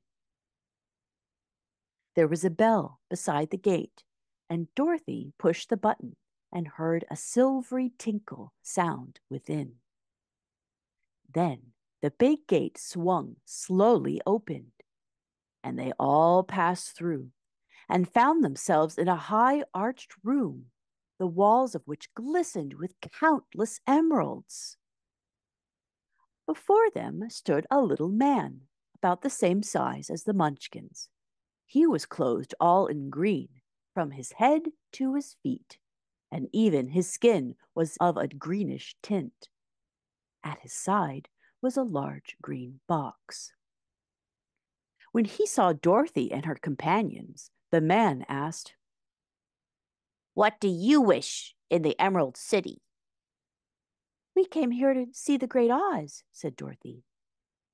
The man was so surprised at this answer, he sat down to think it over. "It has been many years since anyone has asked me to see Oz," he said, shaking his head in perplexity. "He is powerful and terrible, and if you come on an idle or foolish errand to bother the wise reflections of the great wizard, he may be angry and destroy you all in an instant." "But it is not a foolish errand, nor an idle one," replied the Scarecrow. "It is important, and we have been told that Oz is a good wizard." "So he is," said the Green Man, "and he rules the Emerald City wisely and well. But to those who are not honest, or who approach him from curiosity, he is most terrible, and few have ever dared ask to see his face. I am the guardian of the gates, and since you demand to see the Great Oz, I must take you to his palace. But first, you must put on the spectacles." "Why?" asked Dorothy. "Because if you did not wear spectacles, the brightness and glory of the Emerald City would blind you. Even those who live in the city must wear spectacles night and day. They are all locked on, for Oz so ordered it when the city was first built, and I have the only key that will unlock them." He opened the big box, and Dorothy saw that it was filled with spectacles of every size and shape.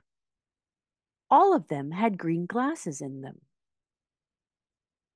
The guardian of the gates found a pair that would just fit Dorothy and put them over her eyes. There were 2 golden bands fastened to them that passed around the back of her head, where they were locked together by a little key that was at the end of a chain the guardian of the gates wore around his neck. When they were on, Dorothy could not take them off had she wished, but of course she did not wish to be blinded by the glare of the Emerald City, so she said nothing. Then the Green Man fitted spectacles for the Scarecrow and the Tin Woodman and the Lion, and even on little Toto, and all were locked fast with the key. Then the guardian of the gates put on his own glasses and told them he was ready to show them the palace. Taking a big golden key from a peg on the wall, he opened another gate, and they all followed him through the portal into the streets of the Emerald City.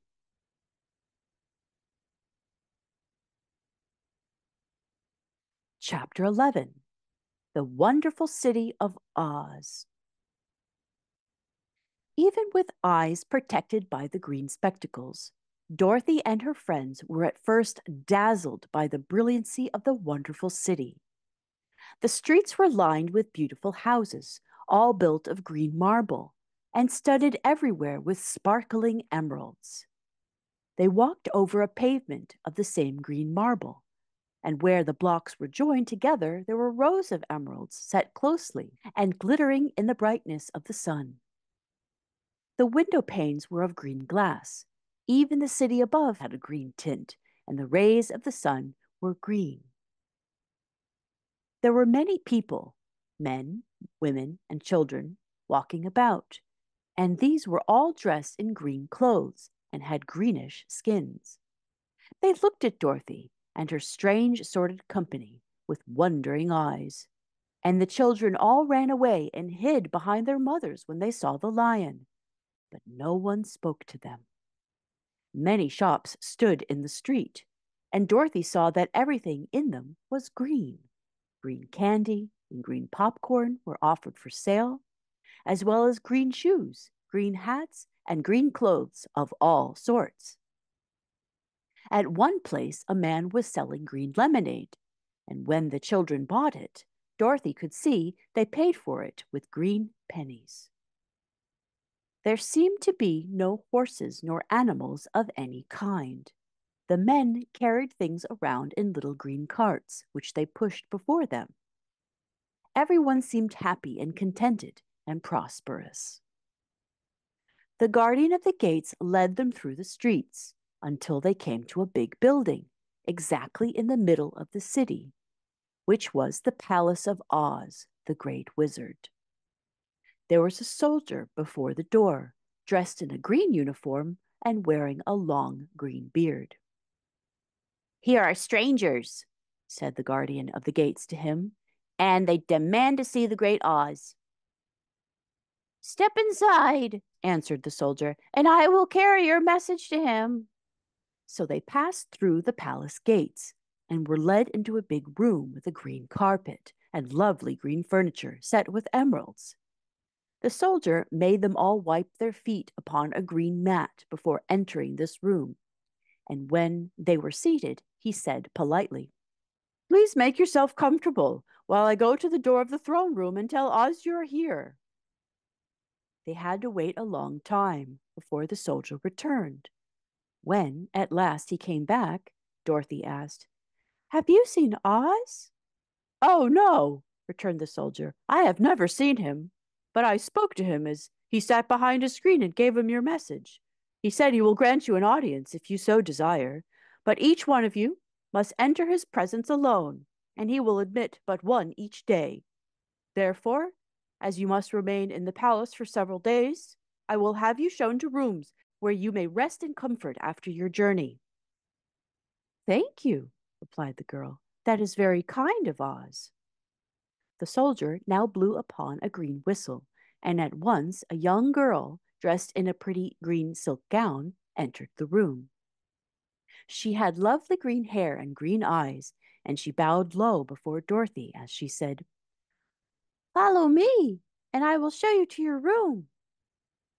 So Dorothy said goodbye to all her friends except Toto, and taking the dog in her arms, followed the green girl through 7 passages and up 3 flights of stairs until they came to a room at the front of the palace. It was the sweetest little room in the world, with a soft, comfortable bed that had sheets of green silk and a green velvet counterpane. There was a tiny fountain in the middle of the room that shot a spray of green perfume into the air to fall back into a beautifully carved green marble basin. Beautiful green flowers stood in the windows, and there was a shelf with a row of little green books. When Dorothy had time to open these books, she found them full of queer green pictures that made her laugh, they were so funny. In a wardrobe, there were many green dresses made of silk and satin and velvet, and all of them fitted Dorothy exactly. "Make yourself perfectly at home," said the green girl, "and if you wish for anything, ring the bell. Oz will send for you tomorrow morning." She left Dorothy alone and went back to the others. These she also led to rooms, and each one of them found himself lodged in a very pleasant part of the palace. Of course, this politeness was wasted on the Scarecrow, for when he found himself alone in his room, he stood stupidly in one spot, just within the doorway, to wait until morning. It would not rest him to lie down, and he could not close his eyes, so he remained all night staring at a little spider, which was weaving its web in a corner of the room, just as if it were not one of the most wonderful rooms in the world. The Tin Woodman lay down on his bed from force of habit, for he remembered when he was made of flesh, but not being able to sleep, he passed the night moving his joints up and down to make sure they kept in good working order. The lion would have preferred a bed of dried leaves in the forest, and did not like being shut up in a room. But he had too much sense to let this worry him, so he sprang upon the bed and rolled himself up like a cat and purred himself asleep in a minute. The next morning, after breakfast, the Green Maiden came to fetch Dorothy, and she dressed her in one of the prettiest gowns made of green brocaded satin. Dorothy put on a green silk apron and tied a green ribbon around Toto's neck, and they started for the throne room of the Great Oz. First they came to a great hall, in which there were many ladies and gentlemen of the court, all dressed in rich costumes. These people had nothing to do but talk to each other, and they always came to wait outside the throne room every morning, although they were never permitted to see Oz. As Dorothy entered, they looked upon her curiously, and one of them whispered, "Are you really going to look upon the face of Oz the Terrible?" "Of course," answered the girl, "if you will see me." "Oh, he will see you," said the soldier, who had taken her message to the wizard, although he does not like to have people ask to see him. Indeed, at first he was angry and said I should send you back where you came from. Then he asked me what you look like, and when I mentioned your silver shoes, he was very much interested. At last I told him about the mark upon your forehead, and he decided he would admit you to his presence. Just then a bell rang, and the green girl said to Dorothy, "That is the signal. You must go into the throne room alone." She opened a little door, and Dorothy walked boldly through and found herself in a wonderful place. It was a big round room with a high arched roof, and the walls and ceiling and floor were covered with large emeralds set closely together. In the center of the roof was a great light, as bright as the sun, which made the emeralds sparkle in a wonderful manner. But what interested Dorothy most was the big throne of green marble that stood in the middle of the room. It was shaped like a chair and sparkled with gems, as did everything else. In the center of the chair was an enormous head, without a body to support it, or any arms or legs whatever. There was no hair upon this head, but it had eyes, a nose, and mouth, and was much bigger than the head of the biggest giant. As Dorothy gazed upon this in wonder and fear, the eyes turned slowly and looked at her sharply and steadily. Then the mouth moved, and Dorothy heard a voice say, "I am Oz, great and terrible. Who are you, and why do you seek me?" It was not such an awful voice as she expected to come from the big head. So she took courage and answered, "I am Dorothy, the small and meek. I have come to you for help." The eyes looked at her thoughtfully for a full minute. Then said the voice, "Where did you get the silver shoes?" "I got them from the Wicked Witch of the East when my house fell on her and killed her," she replied. "Where did you get the mark upon your forehead?" continued the voice. "That is where the Good Witch of the North kissed me when she bade me good-bye and sent me to you," said the girl. Again the eyes looked at her sharply, and they saw she was telling the truth. Then Oz asked, "What do you wish me to do?" "Send me back to Kansas, where my Aunt Em and Uncle Henry are," she answered earnestly. "I don't like your country, although it is so beautiful, and I am sure Aunt Em will be dreadfully worried over my being away so long." The eyes winked 3 times, and then they turned up to the ceiling and down to the floor, and rolled around so queerly that they seemed to see every part of the room. And at last they looked at Dorothy again. "Why should I do this for you?" asked Oz. "Because you are strong and I am weak. Because you are a great wizard and I am only a little girl." "But you were strong enough to kill the Wicked Witch of the East," said Oz. "That just happened," returned Dorothy simply. "I could not help it." "Well," said the head, "I will give you my answer. You have no right to expect me to send you back to Kansas unless you do something for me in return. In this country, everyone must pay for everything he gets. If you wish me to use my magic power to send you home again, you must do something for me first. Help me, and I will help you. What must I do? Asked the girl. Kill the Wicked Witch of the West, answered Oz. But I cannot, exclaimed Dorothy, greatly surprised. You killed the Witch of the East, and you wear the silver shoes, which bear a powerful charm. There is now but one wicked witch left in all this land, and when you can tell me she is dead, I will send you back to Kansas, but not before. The little girl began to weep. She was so much disappointed, and the eyes winked again and looked upon her anxiously, as if the great Oz felt that she could help him if she would. I've never killed anything willingly, she sobbed. Even if I wanted to, how could I kill the Wicked Witch?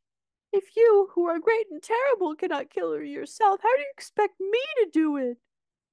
I do not know, said the head, but that is my answer, and until the Wicked Witch dies, you shall not see your uncle and aunt again. Remember that the witch is wicked, tremendously wicked, and ought to be killed. Now go, and do not ask to see me again until you have done your task. Sorrowfully, Dorothy left the throne room and went back to where the Lion and the Scarecrow and the Tin Woodman were waiting to hear what Oz had said to her. There is no hope for me, she said sadly, for Oz will not send me home until I have killed the Wicked Witch of the West, and that I could never do. Her friends were sorry, but could do nothing to help her. So Dorothy went to her own room and lay down on the bed and cried herself to sleep. The next morning, the soldier with the green whiskers came to the Scarecrow and said, Come with me, for Oz has sent for you. So the Scarecrow followed him and was admitted into the great throne room, where he saw, sitting in the emerald throne, a most lovely lady. She was dressed in green silk gauze and wore upon her flowing green locks a crown of jewels. Growing from her shoulders were wings, gorgeous in color, and so light that they fluttered if the slightest breath of air reached them. When the Scarecrow had bowed, as prettily as his straw stuffing would let him, before this beautiful creature, she looked upon him sweetly and said, I am Oz, the great and terrible. Who are you, and why do you seek me? Now, the Scarecrow, who had expected to see the great head Dorothy had told him of, was much astonished, but he answered her bravely. I am only a scarecrow stuffed with straw. Therefore, I have no brains, and I come to you praying that you will put brains in my head instead of straw, so that I may become a man as any other in your dominions. Why should I do this for you? Asked the lady. Because you are wise and powerful, and no one else can help me, answered the Scarecrow. I never grant favors without some return, said Oz. But this much I will promise. If you will kill for me the Wicked Witch of the West, I will bestow upon you a great many brains, and such good brains that you will be the wisest man in all the land of Oz. I thought you asked Dorothy to kill the witch, said the Scarecrow in surprise. So I did. I don't care who kills her, but until she is dead, I will not grant your wish. Now go, and don't seek me again until you have earned your brains you so greatly desire. The Scarecrow went sorrowfully back to his friends and told them what Oz had said, and Dorothy was surprised to find that the great wizard was not a head as she had seen him, but a lovely lady. All the same, said the Scarecrow, she needs a heart as much as the Tin Woodman. On the next morning, the soldier with the green whiskers came to the Tin Woodman and said, Oz has sent for you. Follow me. So the Tin Woodman followed him and came to the great throne room. He did not know whether he would find Oz, a lovely lady, or a head, but he hoped it would be the lovely lady. For if it is the head, I am sure I shall not be given a heart, since a head has no heart of his own, and therefore cannot feel for me. But if it is the lovely lady, I shall beg hard for a heart, for all ladies are themselves to be kindly hearted. But when the woodman entered the great throne room, he saw neither the head nor the lady, for Oz had taken the shape of a most terrible beast. He was nearly as big as an elephant, and the green throne seemed hardly strong enough to hold its weight.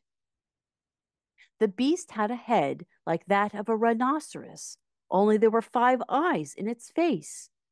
There were 5 long arms growing out of its body, and it also had 5 long, slim legs. Thick, woolly hair covered every part of it, and a more dreadful-looking monster could not be imagined.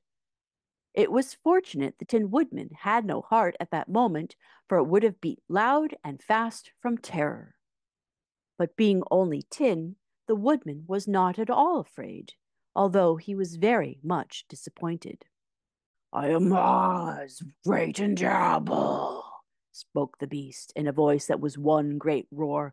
Who are you, and why do you seek me? I am a woodman and made of tin. Therefore I have no heart and cannot love. I pray you to give me a heart, that I may be as other men are. Why should I do this? Demanded the beast. Because I ask it, and you alone can grant my request, answered the woodman. Oz gave a low growl at this, but said gruffly, If you indeed desire a heart, you must earn it. How? asked the woodman. Help Dorothy to kill the Wicked Witch of the West, replied the beast. When the witch is dead, come to me, and I will give you the biggest and kindest and most loving heart in all the land of Oz. So the Tin Woodman was forced to return sorrowfully to his friends and tell them of the terrible beast he had seen. They all wondered greatly at the many forms the great wizard could take upon himself, and the lion said, If he is a beast, when I go see him, I shall roar my loudest, and so frighten him he will grant all I ask. And if he is the lovely lady, I shall pretend to spring upon her, and so compel her to do my bidding. And if he is the great head, he will be at my mercy, for I will roll this head all about the room until he promises to give us what we desire. So be of good cheer, my friends, for all will yet be well. The next morning, the soldier with the green whiskers led the lion to the great throne room and bade him enter the presence of Oz. The lion at once passed through the door, and glancing around, saw, to his surprise, that before the throne was a ball of fire, so fierce and glowing that he could scarcely bear to gaze upon it. His first thought was that Oz had by accident caught on fire and was burning up, but when he tried to go nearer, the heat was so intense that it singed his whiskers, and he crept back trembling to a spot nearer the door. Then a low, quiet voice came from the ball of fire, and these were the words it spoke. I am Oz, the great and terrible. Who are you, and why do you seek me? And the lion answered, I am a cowardly lion, afraid of everything. I came to you to beg that you give me courage, so that in reality I may become the king of beasts, as men call me. And why should I give you courage? Demanded Oz. Because of all wizards you are the greatest, and alone have power to grant my request, answered the lion. The ball of fire burned fiercely for a time, and the voice said, Bring me proof that the Wicked Witch is dead, and that moment I will give you courage. But as long as the witch lives, you must remain a coward. The lion was angry at this speech, but could say nothing in reply. While he stood silently, gazing at the ball of fire, it became so furiously hot that he turned tail and rushed from the room. He was glad to find his friends waiting for him, and told them of this terrible interview with the wizard. What shall we do now? Asked Dorothy sadly. There's only one thing we can do, returned the lion, and that is to go to the land of the Winkies, set out the wicked witch, and destroy her. But suppose we cannot, said the girl. Then I shall never have courage, declared the lion. And I shall never have brains, declared the Scarecrow. And I shall never have a heart, spoke the Tin Woodman. And I shall never see Aunt Em and Uncle Henry, said Dorothy, beginning to cry. Be careful, cried the green girl. The tears will fall upon your green silk gown and spot it. So Dorothy dried her eyes and said, I suppose we must try it, but I am sure I do not want to kill anybody, even to see Aunt Em again. I will go with you, but I am too much of a coward to kill the witch, said the lion. I will go too, declared the Scarecrow, but I will not be of much help to you. I am such a fool. I haven't the heart to harm even a witch, remarked the Tin Woodman, but if you go, I shall certainly go with you. Therefore it was decided to start upon their journey the next morning, and the woodman sharpened his axe on a green grindstone and had all his joints properly oiled. The Scarecrow stuffed himself with fresh straw, and Dorothy put new paint on his eyes so that he might see better. The green girl, who was very kind to them, filled Dorothy's basket with good things to eat and fastened a little bell around Toto's neck with a green ribbon.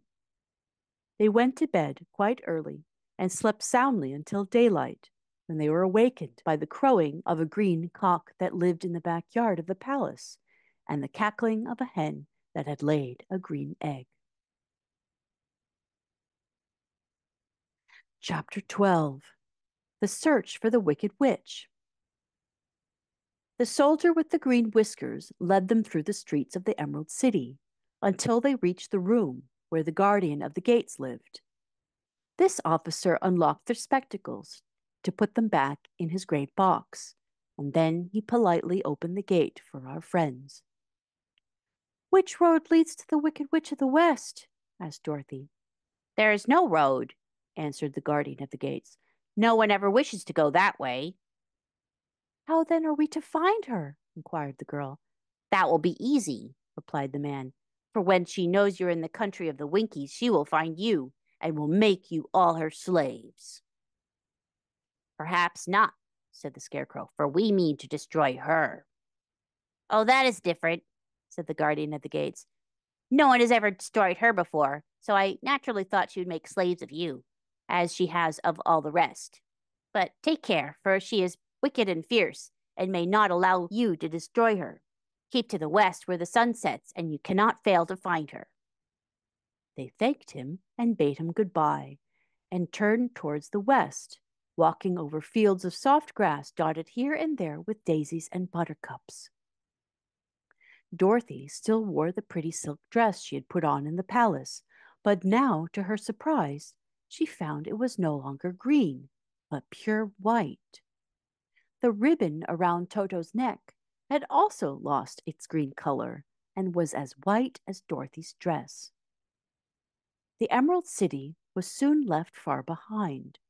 As they advanced, the ground became rougher and hillier, for there were no farms nor houses in this country of the West, and the ground was untilled.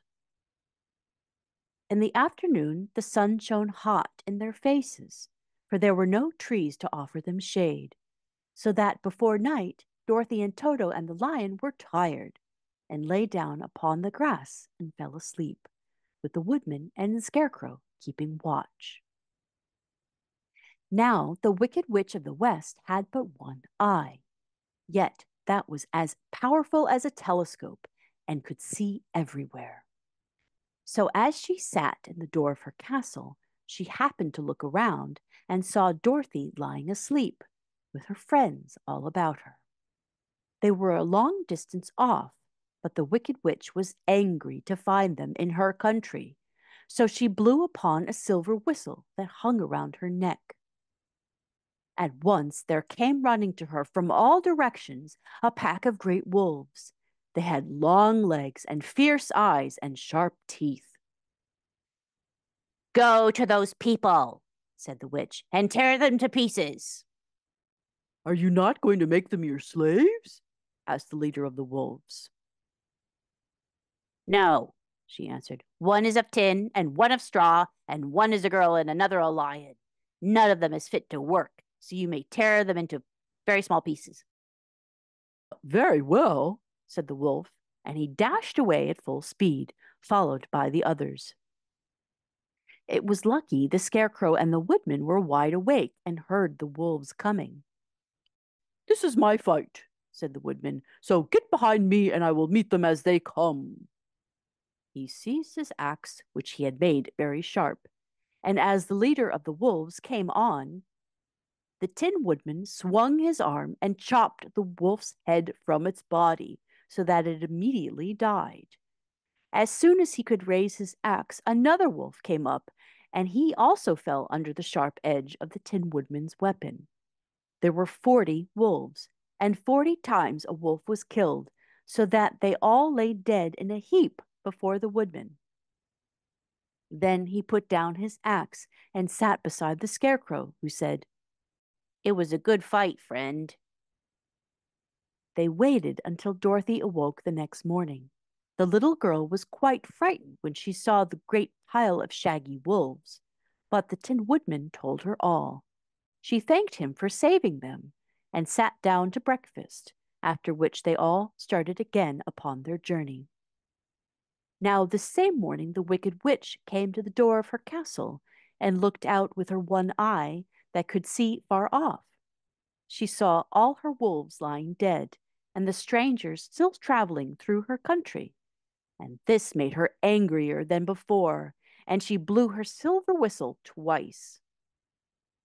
Straightway a great flock of wild crows came flying towards her, enough to darken the sky. And the wicked witch said to the King Crow, "Fly at once to the strangers, and peck out their eyes and tear them to pieces." The wild crows flew in one great flock towards Dorothy and her companions. When the little girl saw them coming, she was afraid. But the scarecrow said, "This is my battle, so lie down beside me and you will not be harmed." So they all lay upon the ground, except the scarecrow, and he stood up and stretched out his arms. And when the crows saw him, they were frightened, as these birds always are by scarecrows, and did not dare to come any nearer. But the King Crow said, "It is only a stuffed man. I will peck his eyes out." The King Crow flew at the scarecrow, who caught it by the head and twisted its neck until it died. And then another crow flew at him, and the scarecrow twisted its neck also. There were 40 crows, and 40 times the scarecrow twisted a neck, until at last all were lying dead beside him. Then he called to his companions to rise, and again they went upon their journey. When the wicked witch looked out again and saw all her crows lying in a heap, she got into a terrible rage and blew 3 times upon her silver whistle. Forthwith there was heard a great buzzing in the air, and a swarm of black bees came flying toward her. "Go to the strangers and sting them to death," commanded the witch, and the bees turned and flew rapidly until they came to where Dorothy and her friends were walking. But the woodman had seen them coming, and the scarecrow had decided what to do. "Take out my straw and scatter it over the little girl and the dog and the lion," he said to the woodman, "and the bees cannot sting them." This the woodman did, and as Dorothy lay close beside the lion and held Toto in her arms, the straw covered them entirely. The bees came and found no one but the woodman to sting, so they flew at him and broke off all their stings against the tin, without hurting the woodman at all. And as bees cannot live when their stings are broken, that was the end of the black bees, and they lay scattered thick about the woodman, like little heaps of fine coal. Then Dorothy and the lion got up, and the girl helped the Tin Woodman put the straw back into the scarecrow again, until he was as good as ever. So they started upon their journey once more. The wicked witch was so angry when she saw her black bees in little heaps like fine coal that she stamped her foot and tore her hair and gnashed her teeth. Then she called a dozen of her slaves, who were the Winkies, and gave them sharp spears, telling them to go to the strangers and destroy them. The Winkies were not a brave people, but they had to do as they were told. So they marched away until they came near to Dorothy. Then the lion gave a great roar and sprang towards them, and the poor Winkies were so frightened they ran back as fast as they could. When they returned to the castle, the wicked witch beat them well with a strap and sent them back to their work, after which she sat down to think what she should do next. She could not understand how all her plans to destroy these strangers had failed, but she was a powerful witch as well as a wicked one, and she soon made up her mind how to act. There was in her cupboard a golden cap, with a circle of diamonds and rubies running around it. This golden cap had a charm. Whoever owned it could call 3 times upon the winged monkeys, who would obey any order they were given. But no person could command these strange creatures more than 3 times. Twice already the wicked witch had used the charm of the cap. Once was when she had made the Winkies her slaves and set herself to rule over their country. The winged monkeys had helped her do this. The second time was when she fought against the great Oz himself and driven him out of his land of the West. The winged monkeys had also helped her in doing this.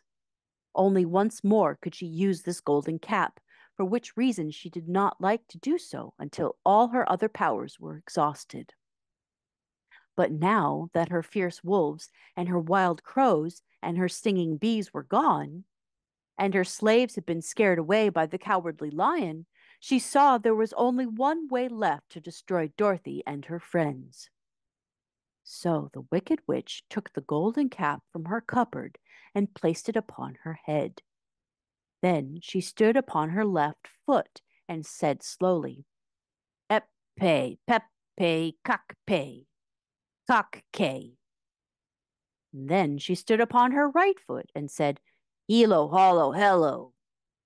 After this, she stood upon both feet and cried in a loud voice, Zizzy, zuzzy, zik.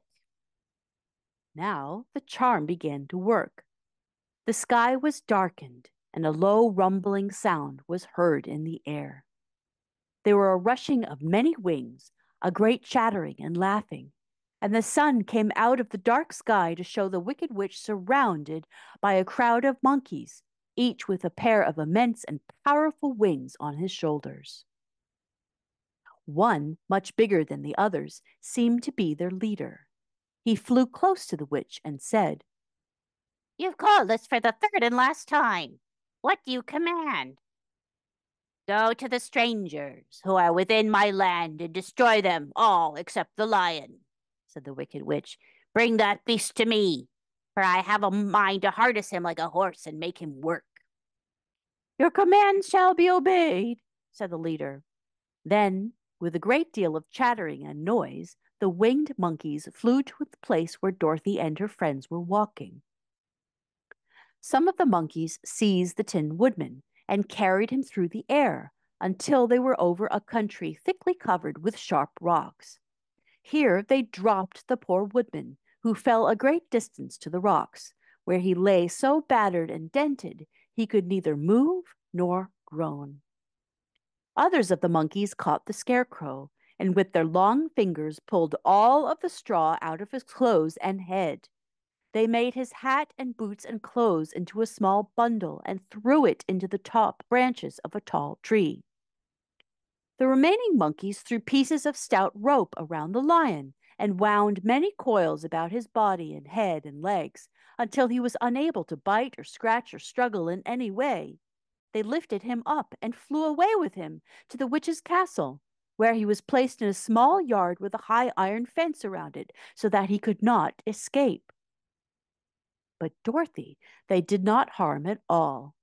She stood with Toto in her arms, watching the sad fate of her comrades, thinking that it would soon be her turn. The leader of the winged monkeys flew up to her, his long, hairy arms stretched out and his ugly face grinning terribly. But he saw the mark of the good witch's kiss upon her forehead and stopped short, motioning the others not to touch her. We dare not harm this little girl, he said to them, for she is protected by the power of good, and that is greater than the power of evil. All we can do is carry her to the castle of the wicked witch and leave her there. So carefully and gently they lifted Dorothy in their arms and carried her swiftly through the air until they came to the castle, where they set her down upon the front doorstep. Then the leader said to the witch, We have obeyed you as far as we are able. The Tin Woodman and the Scarecrow are destroyed, and the lion is tied up in your yard. The little girl we dare not harm, nor the dog she carries in her arms. Your power over our band is now ended, and you will never see us again. Then all the winged monkeys, with so much laughing and chattering and noise, flew into the air and were soon out of sight. The wicked witch was both surprised and worried when she saw the mark on Dorothy's forehead, for she knew well that neither the winged monkeys nor she herself dare hurt the girl in any way. She looked down at Dorothy's feet, and seeing the silver shoes began to tremble with fear, for she knew what a powerful charm belonged to them. At first the witch was tempted to run away from Dorothy, but she happened to look into the child's eyes and saw how simple the soul behind them was, and that the little girl did not know of the wonderful power the silver shoes gave her. So the wicked witch laughed to herself and thought, I can still make her my slave, for she does not know how to use her power. Then she said to Dorothy harshly and severely, Come with me, and see that you mind everything I tell you, for if you do not, I will make an end of you, as I did of the Tin Woodman and the Scarecrow. Dorothy followed her through many of the beautiful rooms in her castle, until they came to the kitchen, where the witch bade her clean the pots and kettles and sweep the floor and keep the fire fed with wood. Dorothy went to work meekly, with her mind made up to work as hard as she could, for she was glad the wicked witch had decided not to kill her. With Dorothy hard at work, the witch thought she could go into the courtyard and harness the cowardly lion like a horse. It would amuse her. She was sure to make him draw her chariot whenever she wished to go to drive. But as she opened the gate, the lion gave a loud roar and bounded at her so fiercely that the witch was afraid and ran out and shut the gate again. If I cannot harness you, said the witch to the lion, speaking through the bars of the gate, I can starve you. You shall have nothing to eat until you do as I wish. So after that, she took no food to the imprisoned lion, but every day she came to the gate at noon and asked, Are you ready to be harnessed like a horse? And the lion would answer, No. If you come in this yard, I will bite you. The reason the lion did not have to do as the witch wished was that every night, while the woman was asleep, Dorothy carried him food from the cupboard. After he had eaten, he would lie down on his bed of straw, and Dorothy would lie beside him and put her head on his soft, shaggy mane, while they talked of their troubles and tried to plan some way to escape. But they could find no way to get out of the castle, for it was constantly guarded by the yellow Winkies, who were the slaves of the wicked witch, and too afraid of her not to do as she told them. The girl had to work hard during the day, and often the witch threatened to beat her with the same old umbrella she always carried in her hand. But in truth, she did not dare to strike Dorothy because of the mark on her forehead. The child did not know this, and was full of fear for herself and Toto. Once the witch struck Toto a blow with her umbrella, and the brave little dog flew at her and bit her leg in return. The witch did not bleed where she was bitten, for she was so wicked that the blood in her had dried up many years before. Dorothy's life became very sad as she grew to understand that it would be harder than ever to get back to Kansas and Aunt Em again. Sometimes she would cry bitterly for hours, with Toto sitting at her feet and looking into her face, whining dismally to show how sorry he was for his little mistress. Toto did not really care whether he was in Kansas or the land of Oz, so long as Dorothy was with him. But he knew the girl was unhappy, and that made him unhappy too. Now the Wicked Witch had a great longing to have for her own the silver shoes which the girl always wore. Her bees and her crows and her wolves were lying in heaps and drying up, and she had used up all the power of the golden cap. But if she could only get hold of the silver shoes, they would give her more power than all the other things she had lost. She watched Dorothy carefully to see if she ever took off her shoes, thinking she might steal them. But the child was so proud of her pretty shoes that she never took them off except at night and when she took her bath. The witch was too much afraid of the dark to dare go in Dorothy's room at night to take the shoes, and her fear of water was greater than her fear of the dark, so she never came near when Dorothy was bathing. Indeed, the old witch never touched water, nor ever let water touch her in any way. But the wicked creature was very cunning, and she finally thought of a trick that would give her what she wanted.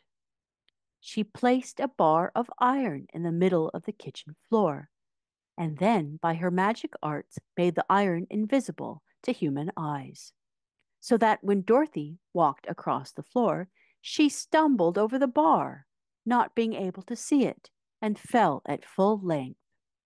She was not much hurt, but in her fall one of the silver shoes came off, and before she could reach it, the witch had snatched it away and put it on her own skinny foot.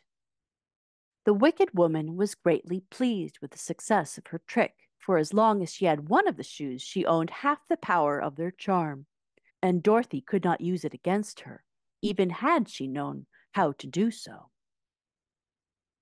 The little girl, seeing that she had lost one of her pretty shoes, grew angry and said to the witch, "Give me back my shoe."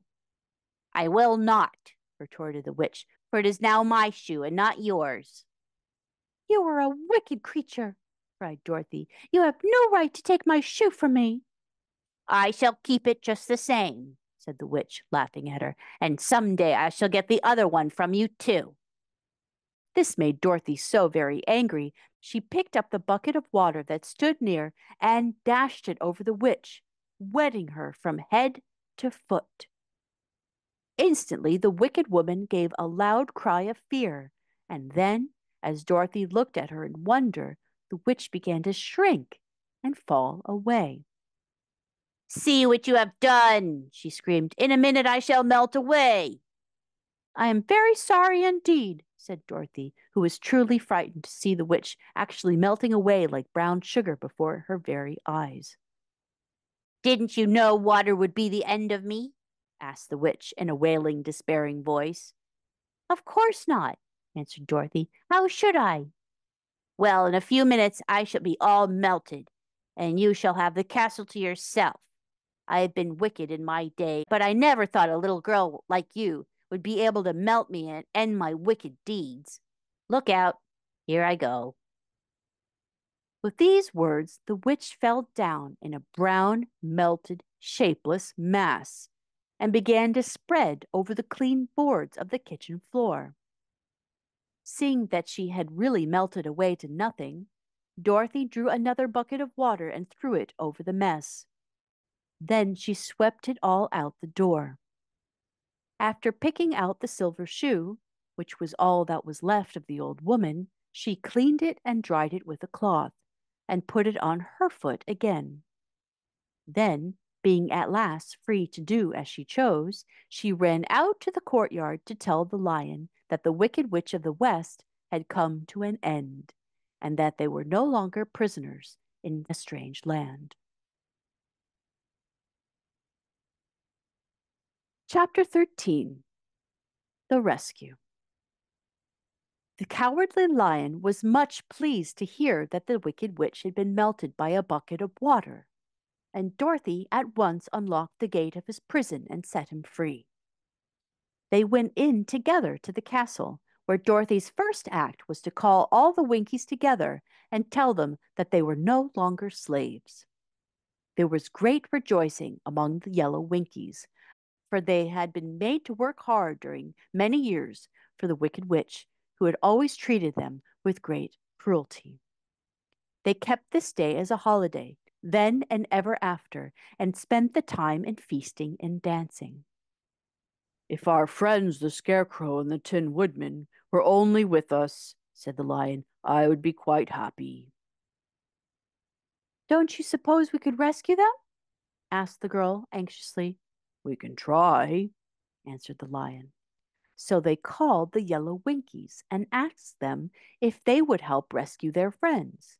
And the Winkies said they would be delighted to do all in their power for Dorothy, who had set them free from bondage. So she chose a number of the Winkies who had looked as if they knew the most, and they all started away. They traveled that day and part of the next until they came to the rocky plain where the Tin Woodman lay, all battered and bent.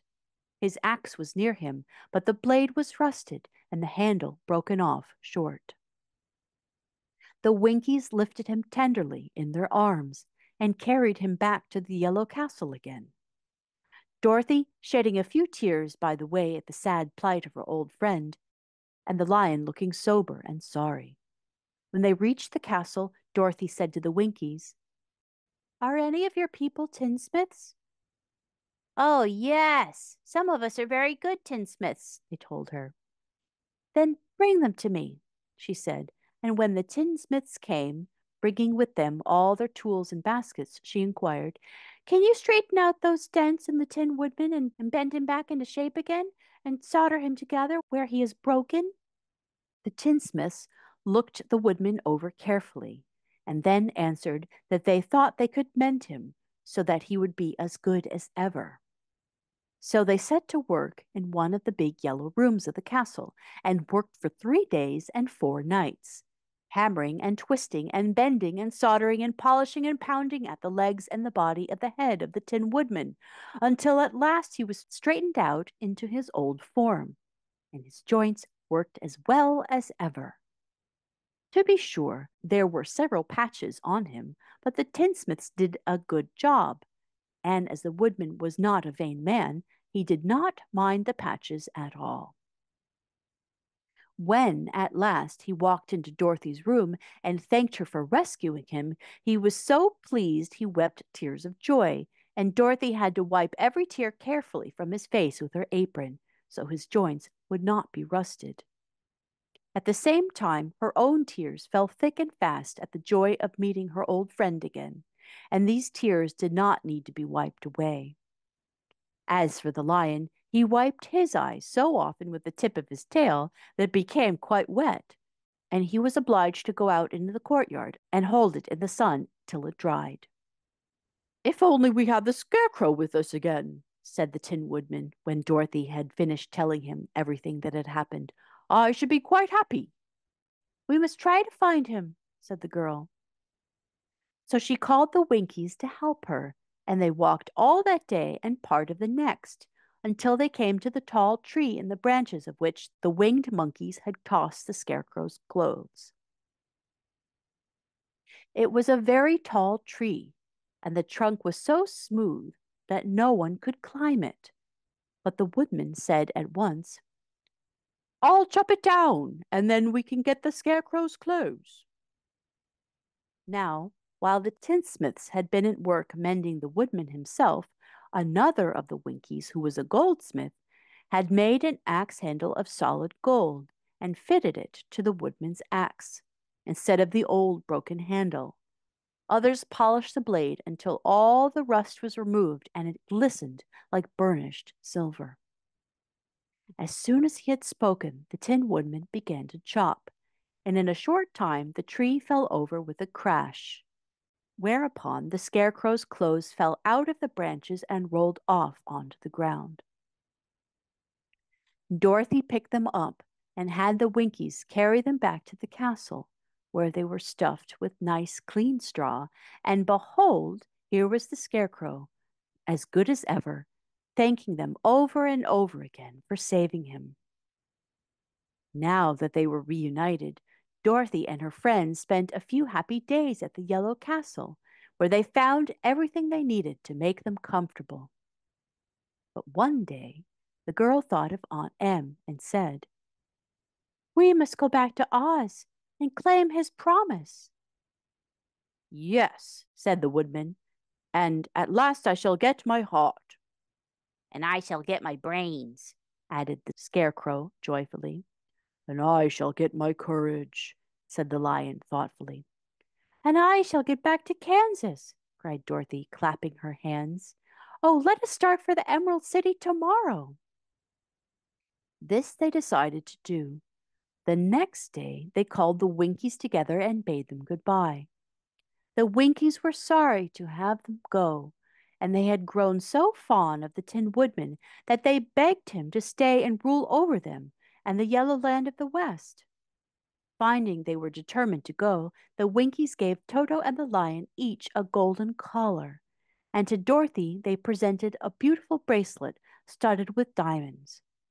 And to the Scarecrow they gave a gold-headed walking stick to keep him from stumbling. And to the Tin Woodman they offered a silver oil can, inlaid with gold and set with precious jewels. Every one of the travelers made the Winkies a pretty speech in return, and all shook hands with them until their arms ached. Dorothy went to the witch's cupboard to fill her basket with food for the journey, and there she saw the golden cap. She tried it on her own head and found that it fitted her exactly. She did not know anything about the charm of the golden cap, but she saw that it was pretty, so she made up her mind to wear it and carry her sunbonnet in the basket. Then, being prepared for the journey, they all started for the Emerald City, and the Winkies gave them 3 cheers and many good wishes to carry with them. Chapter 14. The Winged Monkeys. You will remember there was no road, not even a pathway, between the castle of the Wicked Witch and the Emerald City. When the 4 travelers went in search of the witch, she had seen them coming, and so sent the winged monkeys to bring them to her. It was much harder to find their way back through the big fields of buttercups and yellow daisies than it was being carried. They knew, of course, they must go straight east towards the rising sun, and they started off in the right way. But at noon, when the sun was over their heads, they did not know which was east and which was west, and that was the reason they were lost in the great fields. They kept on walking, however, and at night the moon came out and shone brightly. So they lay down among the sweet-smelling yellow flowers and slept soundly until morning, all but the Scarecrow and the Tin Woodman. The next morning the sun was behind a cloud, but they started on, as if they were quite sure which way they were going. "If we walk far enough," said Dorothy, "I am sure we shall sometimes come to some place." But day by day passed away, and they still saw nothing before them but the scarlet fields. The Scarecrow began to grumble a bit. "We have surely lost our way," he said, "and unless we find it again in time to reach the Emerald City, I shall never get my brains." "Nor I my heart," declared the Tin Woodman. "It seems to me I can scarcely wait till I get to Oz, and you must admit this is a very long journey." "You see," said the Cowardly Lion with a whimper, "I haven't the courage to keep tramping forever without getting anywhere at all." Then Dorothy lost heart. She sat down on the grass and looked at her companions, and they sat down and looked at her. and Toto found that for the first time in his life he was too tired to chase a butterfly that flew past his head. So he put out his tongue and panted and looked at Dorothy as if to ask what they should do next. "Suppose we called the field mice," she suggested. "They could probably tell us the way to the Emerald City." To be sure they could, cried the Scarecrow. Why didn't we think of that before?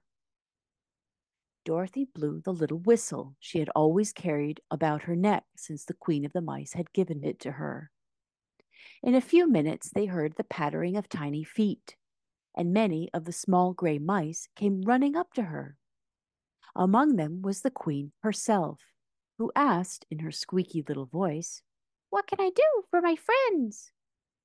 "We have lost our way," said Dorothy. "Can you tell us where the Emerald City is?" "Certainly," answered the Queen, "but it is a great way off, for you have had it at your backs all this time." Then she noticed Dorothy's golden cap and said, "Why don't you use the charm of the cap and call the winged monkeys to you? They will carry you to the City of Oz in less than an hour." "I didn't know there was a charm," answered Dorothy in surprise. "What is it?" "It is written inside the golden cap," replied the Queen of the Mice. "But if you're going to call the winged monkeys, we must run away, for they are full of mischief and think it's great fun to plague us." "Won't they hurt me?"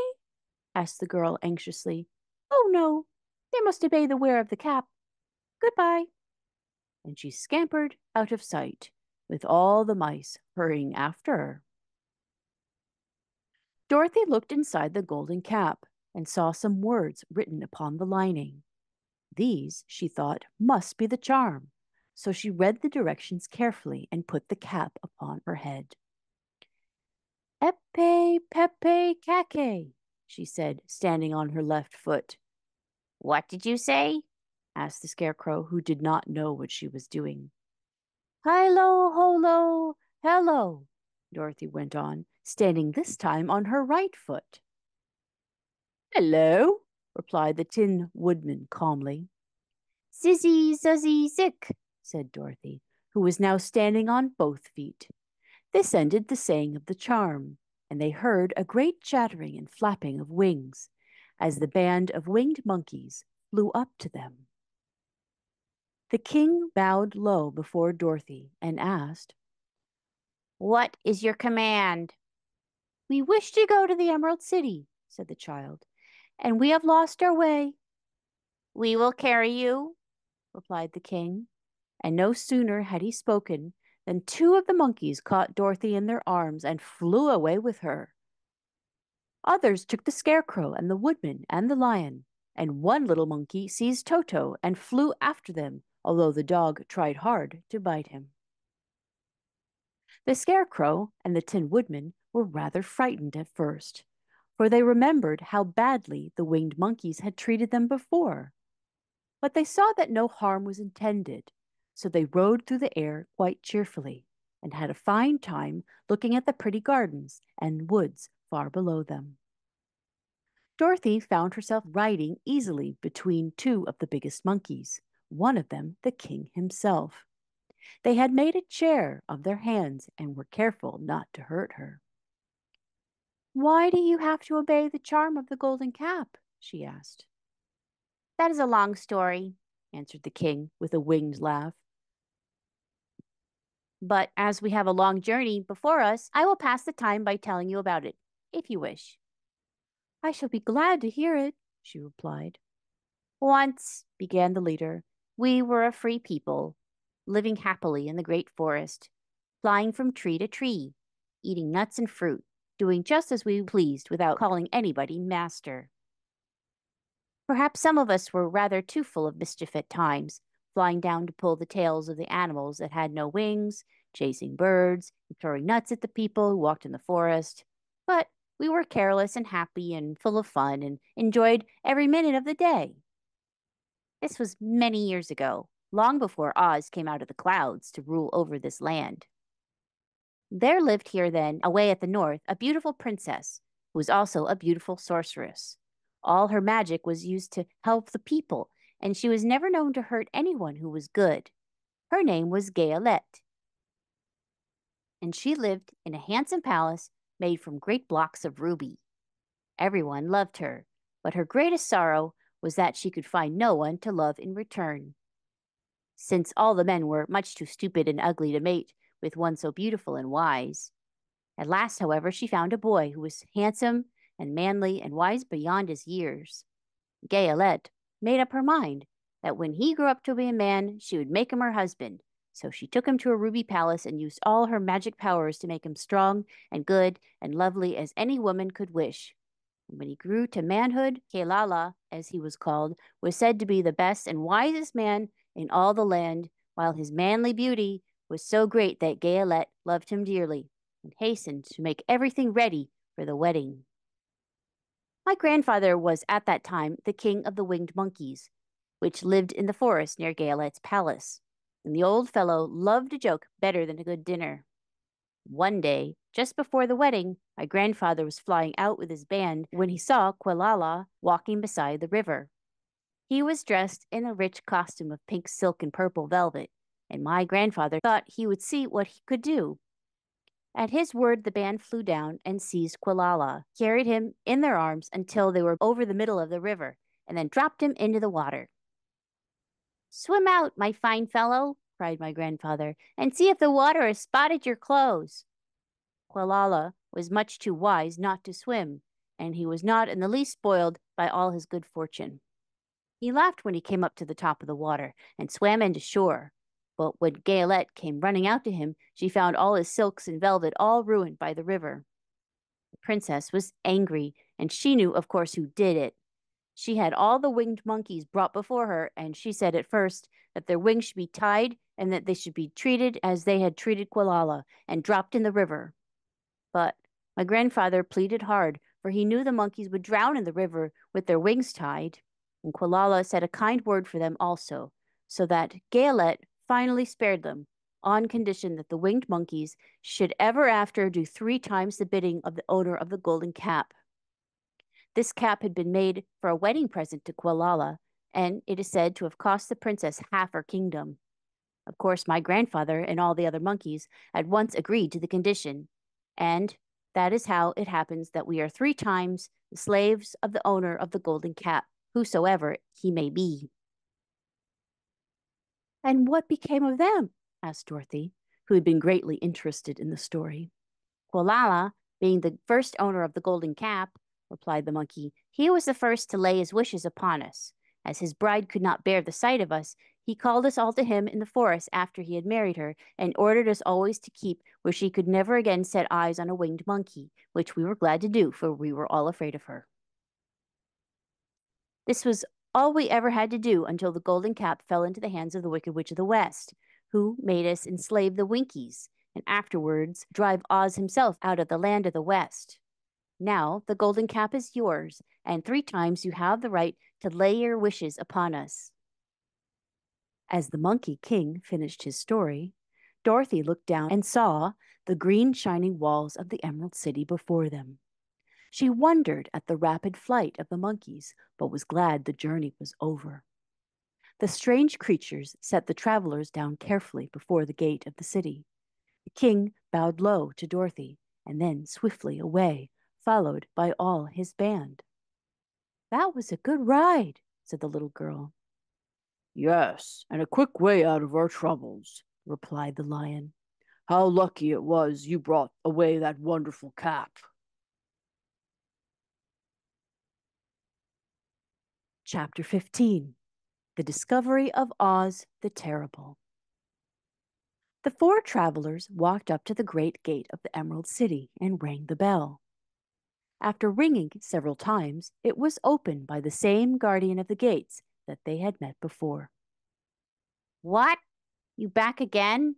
he asked in surprise. "Do you not see us?" answered the Scarecrow. "But I thought you had gone to visit the Wicked Witch of the West."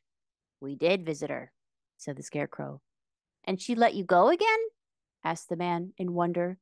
"She could not help it, for she is melted," explained the Scarecrow. "Melted? Well, that is good news indeed," said the man. "Who melted her?" It was Dorothy, said the lion gravely. Good gracious, exclaimed the man, and he bowed very low indeed before her. Then he led them into his little room and locked the spectacles from the great box on all their eyes, just as he'd done before. Afterward, they passed on through the gate into the Emerald City. When the people heard from the guardian of the gates that Dorothy had melted the Wicked Witch of the West, they all gathered around the travelers and followed them in a great crowd to the Palace of Oz. The soldier with the green whiskers was still on guard before the door, but he let them in at once, and they were again met by the beautiful green girl, who showed each of them to their old rooms at once, so they might rest until the great Oz was ready to receive them. The soldier had the news carried straight to Oz that Dorothy and the other travelers had come back again after destroying the Wicked Witch, but Oz made no reply. They thought the great wizard would send for them at once, but he did not. They had no word from him the next day, nor the next, nor the next. The waiting was tiresome and wearing, and at last they grew vexed that Oz should treat them in so poor a fashion after sending them to undergo hardships and slavery.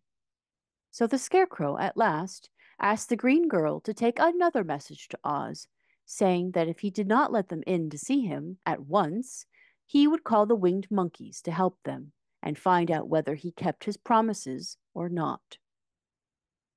When the wizard was given this message, he was so frightened that he sent word for them to come to the throne room at 4 minutes after 9 o'clock the next morning.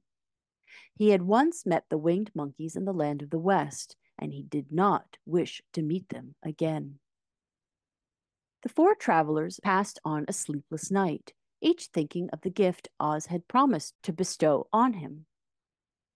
Dorothy fell asleep only once, and then she dreamed she was in Kansas, where Aunt Em was telling her how glad she was to have her little girl at home again.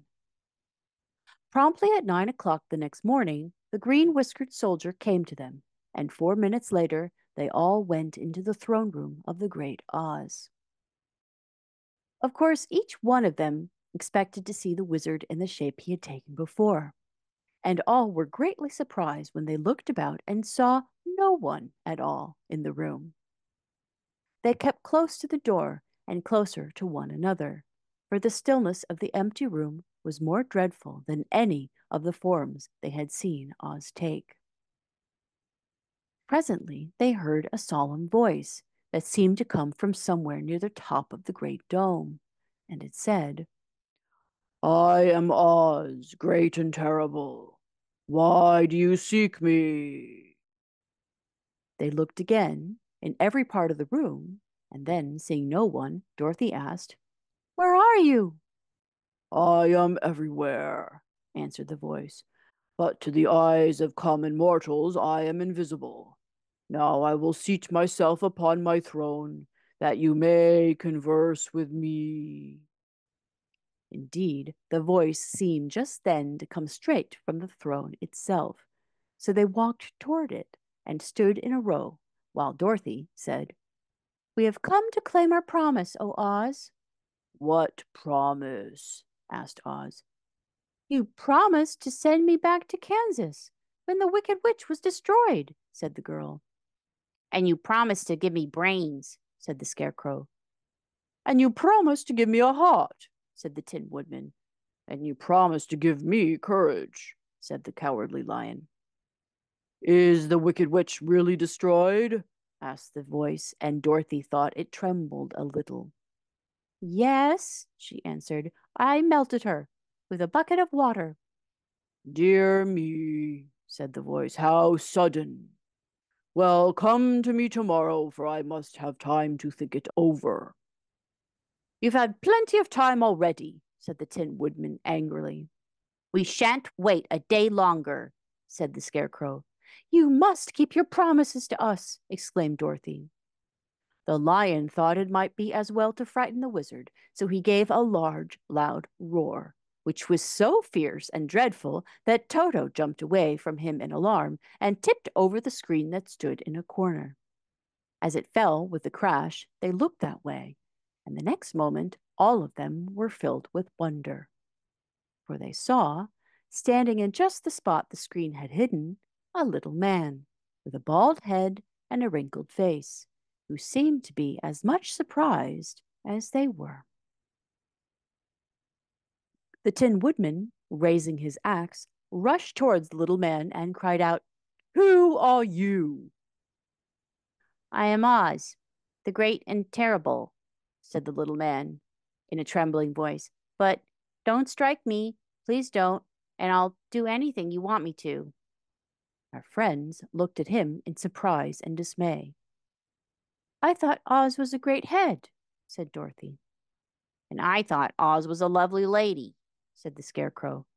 "And I thought Oz was a terrible beast," said the Tin Woodman. "And I thought Oz was a ball of fire," exclaimed the Lion. No, you're all wrong, said the little man meekly. I've been making believe. "Making believe!" cried Dorothy. "Are you not a great wizard?" Hush, my dear, and don't speak so loud or you'll be overheard and I shall be ruined. I'm supposed to be a great wizard. "And aren't you?" she asked. Not a bit of it, my dear. I'm just a common man. You're more than that, said the Scarecrow in a grieved tone. You're a humbug. Exactly so, declared the little man, rubbing his hands together as if it pleased him. I am a humbug. "This is terrible," said the Tin Woodman. "How shall I ever get my heart?" "Or I my courage?" asked the Lion. Or I my brains, wailed the Scarecrow, wiping the tears from his eyes with his coat sleeve.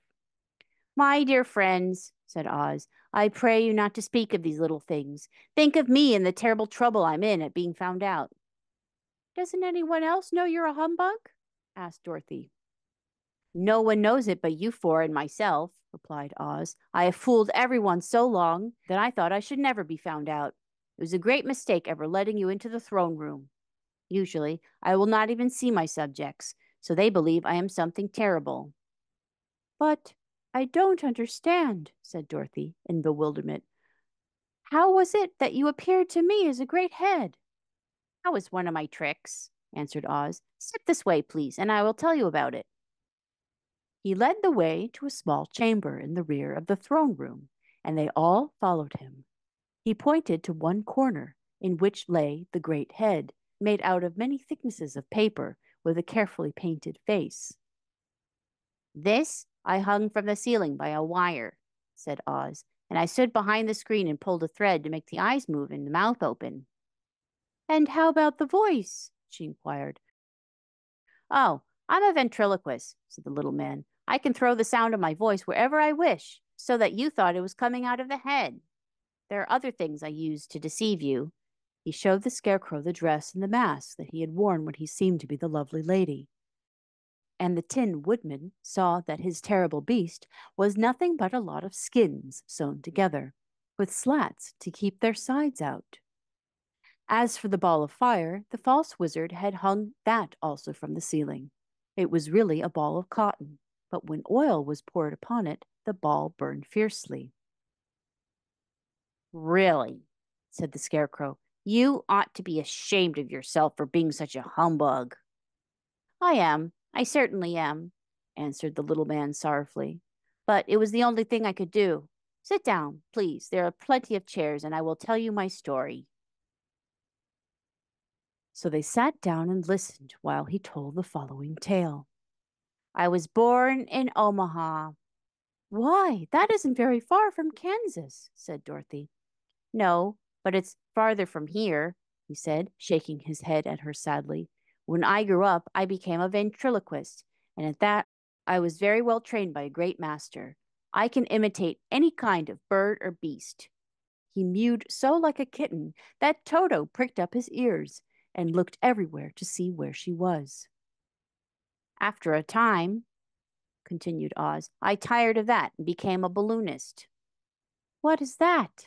Asked Dorothy. A man who goes up in a balloon on circus day, as to draw a crowd of people together and get them to pay to see the circus, he explained. Oh, she said, I know.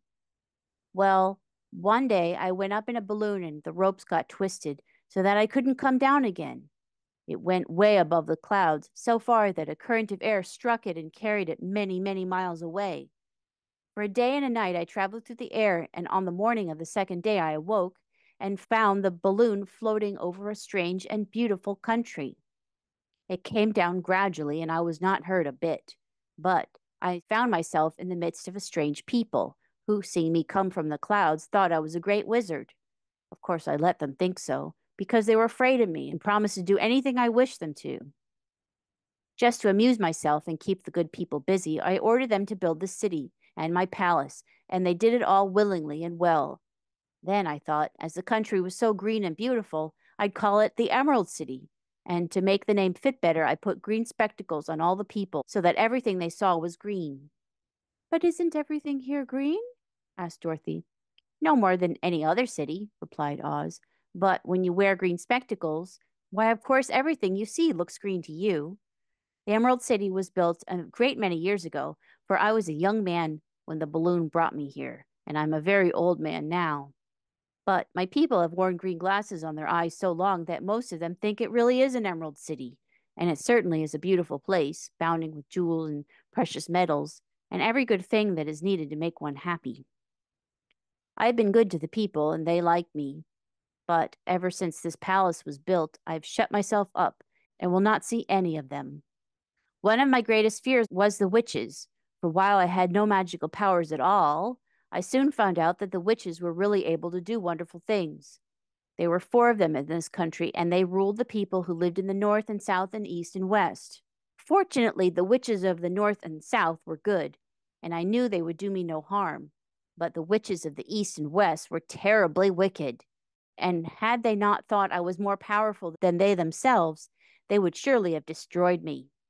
As it was, I lived in deadly fear of them for many years, so you can imagine how pleased I was when I heard your house had fallen on the Wicked Witch of the East. When you came to me, I was willing to promise anything if you'd only to do away with the other witch. But now that you have melted her, I am ashamed to say that I cannot keep my promises. I think you're a very bad man, said Dorothy. Oh, no, my dear. I'm really a very good man, but I'm a very bad wizard, I must admit. Can't you give me brains? Asked the Scarecrow.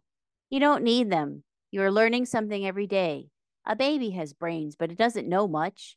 Experience is the only thing that brings knowledge, and the longer you are on Earth, the more experience you are sure to get. That may be true, said the Scarecrow, but I shall be very unhappy unless you give me brains. The false wizard looked at him carefully. Well, he said with a sigh, I'm not much of a magician, as I said, but if you will come to me tomorrow morning, I will stuff your head with brains. I cannot tell you how to use them, however. You must find that out for yourself. Thank you, cried the Scarecrow. I'll find a way to use them, never fear. And how about my courage? Asked the Lion anxiously. You have plenty of courage, I am sure, answered Oz. All you need is confidence in yourself. There is no living thing that is not afraid when it faces danger. The true courage is in facing danger when you are afraid, and that kind of courage you have in plenty. Perhaps I have, but I'm scared just the same, said the Lion. I shall really be very unhappy unless you give me the sort of courage that makes one forget he is afraid. Very well. I will give you that sort of courage tomorrow, replied Oz. And how about my heart? Asked the Tin Woodman. Why, as for that, answered Oz, I think you are wrong to want a heart. It makes most people unhappy. If you only knew it, you're in luck not to have a heart. That must be a matter of opinion, said the Tin Woodman. For my part, I will bear all the unhappiness without a murmur, if you will give me the heart. Very well, answered Oz meekly. Come to me tomorrow and you shall have a heart. I have played wizard for so many years that I may as well continue the part a little longer. And now, said Dorothy, how am I to get back to Kansas? We shall have to think about that, replied the little man. Give me 2 or 3 days to consider the matter, then I'll try to find a way to carry you over the desert. In the meantime, you shall all be treated as my guests, and while you live in the palace, my people will wait upon you and obey your slightest wish. There is only one thing I ask in return for my help, such as it is. You must keep my secret and tell no one I am a humbug." They agreed to say nothing of what had happened and went back to their rooms in high spirits. Even Dorothy had hope that the great and terrible humbug, as she called him, would find a way to send her back to Kansas, and if he did, she was willing to forgive him everything. Chapter 16. The Magic Art of the Great Humbug. Next morning, the Scarecrow said to his friends, "Congratulate me. I'm going to Oz to get my brains at last. When I return, I shall be as other men are." "I have always liked you as you were," said Dorothy simply. "It is kind of you to like a scarecrow," he replied, "but surely you'll think more of me when you hear the splendid thoughts my new brain is going to turn out." Then he said goodbye to them all in a cheerful voice and went to the throne room, where he rapped upon the door. "Come in," said Oz. The Scarecrow went in and found the little man sitting down by the window, engaged in deep thought. "I have come for my brains," remarked the Scarecrow a little uneasily. "Oh, yes. Sit down in that chair, please," replied Oz. "You must excuse me for taking your head off, but I shall have to do it in order to put your brains in the proper place." "That's all right," said the Scarecrow. "You are quite welcome to take my head off, as long as it will be a better one when you put it on again." So the wizard unfastened his head and emptied out the straw. Then he entered the back room and took up a measure of bran, which he mixed with a great many pins and needles. Having shaken them together thoroughly, he filled the top of the Scarecrow's head with the mixture and stuffed the rest of the space with straw to hold it in place. When he had fastened the Scarecrow's head on his body again, he said to him, "Hereafter, you'll be a great man, for I've given you a lot of brand new brains." The Scarecrow was both pleased and proud at the fulfillment of his greatest wish, and having thanked Oz warmly, he went back to his friends. Dorothy looked at him curiously. His head was quite bulged out at the top with brains. "How do you feel?" she asked. "I feel wise, indeed," he answered earnestly. "When I get used to my brains, I shall know everything."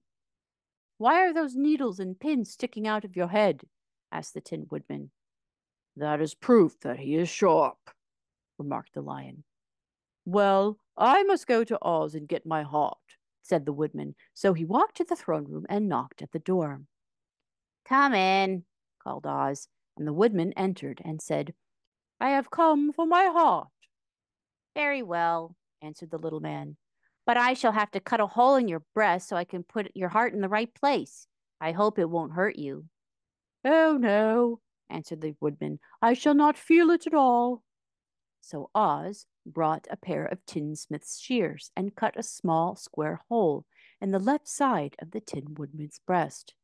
Then, going to a chest of drawers, he took out a pretty heart, made entirely of silk and stuffed with sawdust. "Isn't it a beauty?"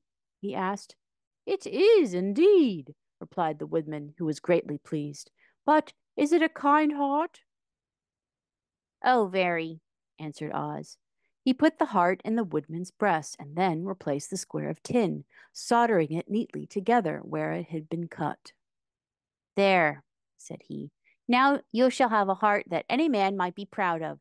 I'm sorry that I had to put a patch on your breast, but it really couldn't be helped." "Never mind the patch," exclaimed the happy Woodman. "I am very grateful to you, and shall never forget your kindness." "Don't speak of it," replied Oz. Then the Tin Woodman went back to his friends, who wished him every joy on account of his good fortune. The Lion now walked into the throne room and knocked at the door. "Come in," said Oz. "I have come for my courage," announced the Lion, entering the room. "Very well," answered the little man. "I will get it for you." He went to a cupboard and, reaching up to a high shelf, took down a square green bottle, the contents of which he poured into a green gold dish, beautifully carved. Placing this before the Cowardly Lion, who sniffed at it as if he did not like it, the wizard said, Drink. What is it? asked the lion. Well, answered Oz, if it were inside of you, it would be courage. You know, of course, that courage is always inside one, so that this really cannot be called courage until you have swallowed it. Therefore, I advise you to drink it as soon as possible. The lion hesitated no longer, but drank till the dish was empty. How do you feel now? asked Oz. Full of courage, replied the lion, who went joyfully back to his friends to tell him of his good fortune. Oz, left to himself, smiled to think of his success in giving the Scarecrow and the Tin Woodman and the lion exactly what they thought they wanted. How can I help being a humbug, he said, when all these people make me do things that everybody knows can't be done? It was easy to make the Scarecrow and the lion and the woodman happy because they imagined I could do anything. But it will take more than imagination to carry Dorothy back to Kansas, and I'm sure I don't know how it can be done.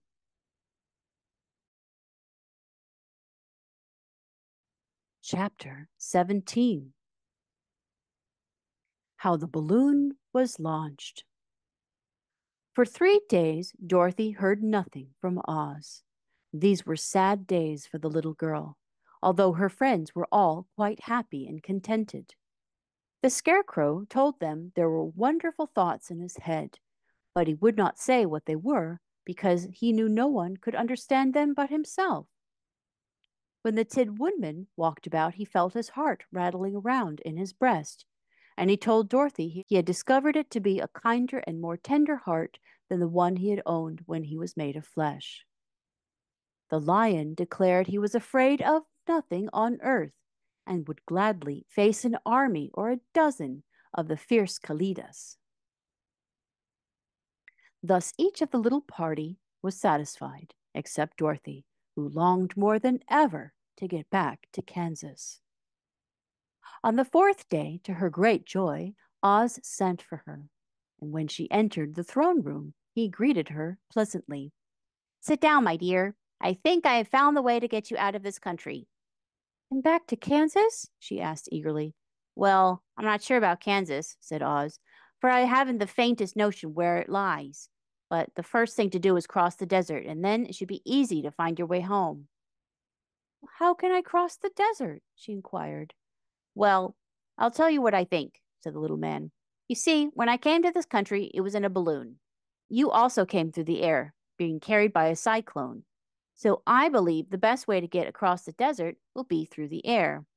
Now, it is quite beyond my powers to make a cyclone, but I've been thinking the matter over, and I believe I can make a balloon. How? Asked Dorothy. A balloon, said Oz, is made of silk, which is coated with glue to keep the gas in it. I have plenty of silk in the palace, so it will be no trouble to make the balloon. But in all this country there is no gas to fill the balloon with to make it float. If it won't float, remarked Dorothy, it will be of no use to us. True, answered Oz, but there's another way to make it float, which is to fill it with hot air. Hot air isn't as good as gas, for if the air should get cold, the balloon would come down in the desert, and we should be lost. We? Exclaimed the little girl. Are you going with me? Yes, of course, replied Oz. I am tired of being such a humbug. If I should go out of this palace, my people would soon discover I am not a wizard, and then they would be vexed with me for having deceived them. So I have to stay shut up in these rooms all day, and it gets tiresome. I'd much rather go back to Kansas with you and be in a circus again. I shall be glad to have your company, said Dorothy. Thank you, he answered. Now, if you will help me sew the silk together, we will begin to work on our balloon. So Dorothy took a needle and thread, and as fast as Oz cut the strips of silk into a proper shape, the girl sewed them neatly together. First, there was a strip of light green silk, then a strip of dark green, and then a strip of emerald green, for Oz had a fancy to make the balloon in different shades of the color about them. It took 3 days to sew all the strips together, but when it had finished, they had a big bag of green silk more than 20 feet long. Then Oz painted it on the inside with a coat of thin glue to make it airtight, after which he announced the balloon was ready. But we must have a basket to ride in, he said. So he sent the soldier with the green whiskers for a big clothes basket, which he fastened with many ropes to the bottom of the balloon. When it was all ready, Oz sent word to his people that he was going to make a visit to a great brother wizard who lived in the clouds. The news spread rapidly throughout the city, and everyone came to see the wonderful sight. Oz ordered the balloon carried out in front of the palace, and the people gazed upon it with much curiosity. The Tin Woodman had chopped a big pile of wood, and now he made a fire of it, and Oz held the bottom of the balloon over the fire so that the hot air that arose from it would get caught in the silken bag. Gradually, the balloon swelled out and rose into the air, until finally the basket just touched the ground.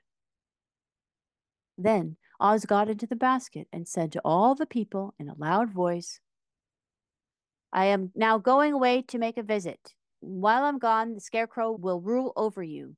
I command you to obey him as you would me. The balloon was by this time tugging hard at the rope that held it to the ground, for the air within it was hot, and this made it so much lighter in weight than the air without it that it pulled hard to rise into the sky. Come, Dorothy, cried the wizard. Hurry up, or the balloon will fly away. I can't find Toto anywhere, replied Dorothy, who did not wish to leave her little dog behind. Toto had run into the crowd to bark at a kitten, and Dorothy at last found him. She picked him up and ran towards the balloon. She was within steps of it, and Oz was holding out his hands to help her into the basket, when crack went the ropes, and the balloon rose into the air without her. Come back, she screamed. I want to go too. I can't come back, my dear, called Oz from the basket. Goodbye. Goodbye, shouted everyone, and all eyes were turned upward where the wizard was riding in the basket, rising every moment farther and farther into the sky. And that was the last any of them ever saw of Oz, the wonderful wizard, although he may have reached Omaha safely and be there now, for all we know. But the people remembered him lovingly and said to one another, Oz was always our friend. When he was here, he built for us this beautiful Emerald City, and now he is gone, he's left the wise Scarecrow to rule over us.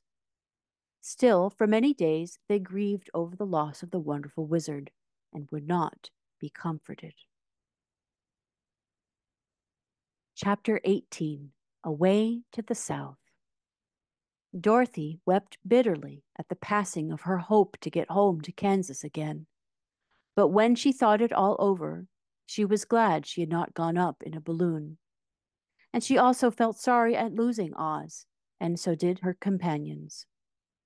The Tin Woodman came to her and said, Truly I should be ungrateful if I failed to mourn the man who gave me my loving heart. I should like to cry a little because Oz is gone, if you will kindly wipe away my tears so that I shall not rust. With pleasure, she answered, and brought a towel at once. Then the Tin Woodman wept for several minutes, and she watched the tears carefully and wiped them away with the towel. When he had finished, he thanked her kindly and oiled himself thoroughly with his jeweled oil can to guard against mishap. The Scarecrow was now the ruler of the Emerald City, and although he was not a wizard, the people were proud of him. For, they said, there is not another city in all the world that is ruled by a stuffed man. And so far as they knew, they were quite right. The morning after the balloon had gone up with Oz, the four travelers met in the throne room and talked matters over. The Scarecrow sat in the big throne, and the others stood respectfully before him. We are not so unlucky, said the new ruler, for this palace and the Emerald City belong to us, and we can do just as we please. When I remember that a short time ago I was up on a pole in a farmer's cornfield, and now that I'm the ruler of this beautiful city, I'm quite satisfied with my lot. I also, said the Tin Woodman, "am well pleased with my new heart, and really that was the only thing I wished in all the world. For my part, I am content in knowing I am as brave as any beast that ever lived, if not braver," said the Lion modestly. If Dorothy could only be contented to live in the Emerald City, continued the Scarecrow, we might all be happy together. But I don't want to live here, said Dorothy. I want to go to Kansas and live with Aunt Em and Uncle Henry. Well then, what can be done? Inquired the Woodman. The Scarecrow decided to think, and he thought so hard that the pins and needles began to stick out of his brains. Finally, he said, "Why not call the winged monkeys and ask them to carry you over the desert?" "I never thought of that," said Dorothy joyfully. "It is just the thing. I'll go at once for the golden cap." When she brought it to the throne room, she spoke the magic words, and soon the band of winged monkeys flew in through the open window and stood beside her. "This is the second time you've called us," said the Monkey King, bowing before the little girl. "What do you wish?" "I want you to fly with me to Kansas," said Dorothy. But the Monkey King shook his head. "That cannot be done," he said. "We belong to this country alone and cannot leave it. There's never been a winged monkey in Kansas yet, and I suppose there will never be, for they don't belong. We shall be glad to serve you in any way in our power, but we cannot cross the desert. Goodbye." And with another bow, the Monkey King spread his wings and flew away through the window, followed by all his band. Dorothy was ready to cry with disappointment. "For I have wasted the charm of the golden cap to no purpose," she said, "for the winged monkeys cannot help me." "It is certainly too bad," said the tender-hearted Woodman. The Scarecrow was thinking again, and his head bulged out so horribly that Dorothy feared it would burst. "Let us call in the soldier with the green whiskers," he said, "and ask his advice." So the soldier was summoned and entered the throne room timidly, for while Oz was alive, he was never allowed to come farther than the door. "This little girl," said the Scarecrow to the soldier, "wishes to cross the desert. How can she do so?" "I cannot tell," answered the soldier, "for nobody has ever crossed the desert, unless it is Oz himself." "Is there no one who could help me?" asked Dorothy earnestly. "Glinda might," he suggested. "Who is Glinda?" inquired the Scarecrow. "The Witch of the South. She is the most powerful of all the witches and rules over the Quadlings. Besides, her castle stands on the edge of the desert, so she may know a good way to cross it."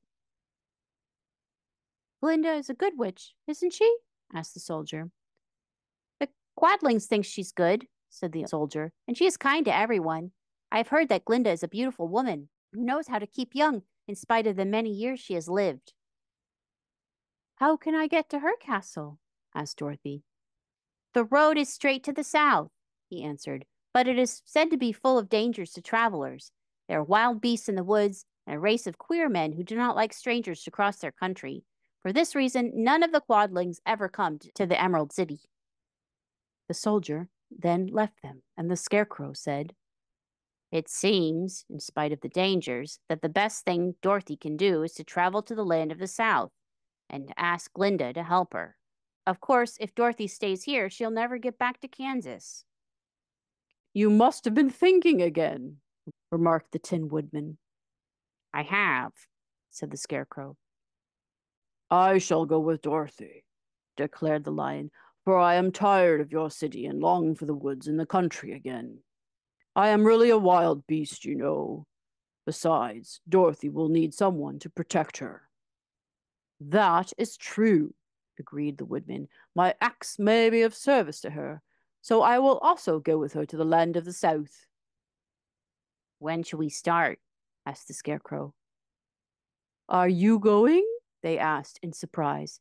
"Certainly. If it wasn't for Dorothy, I should have never had brains.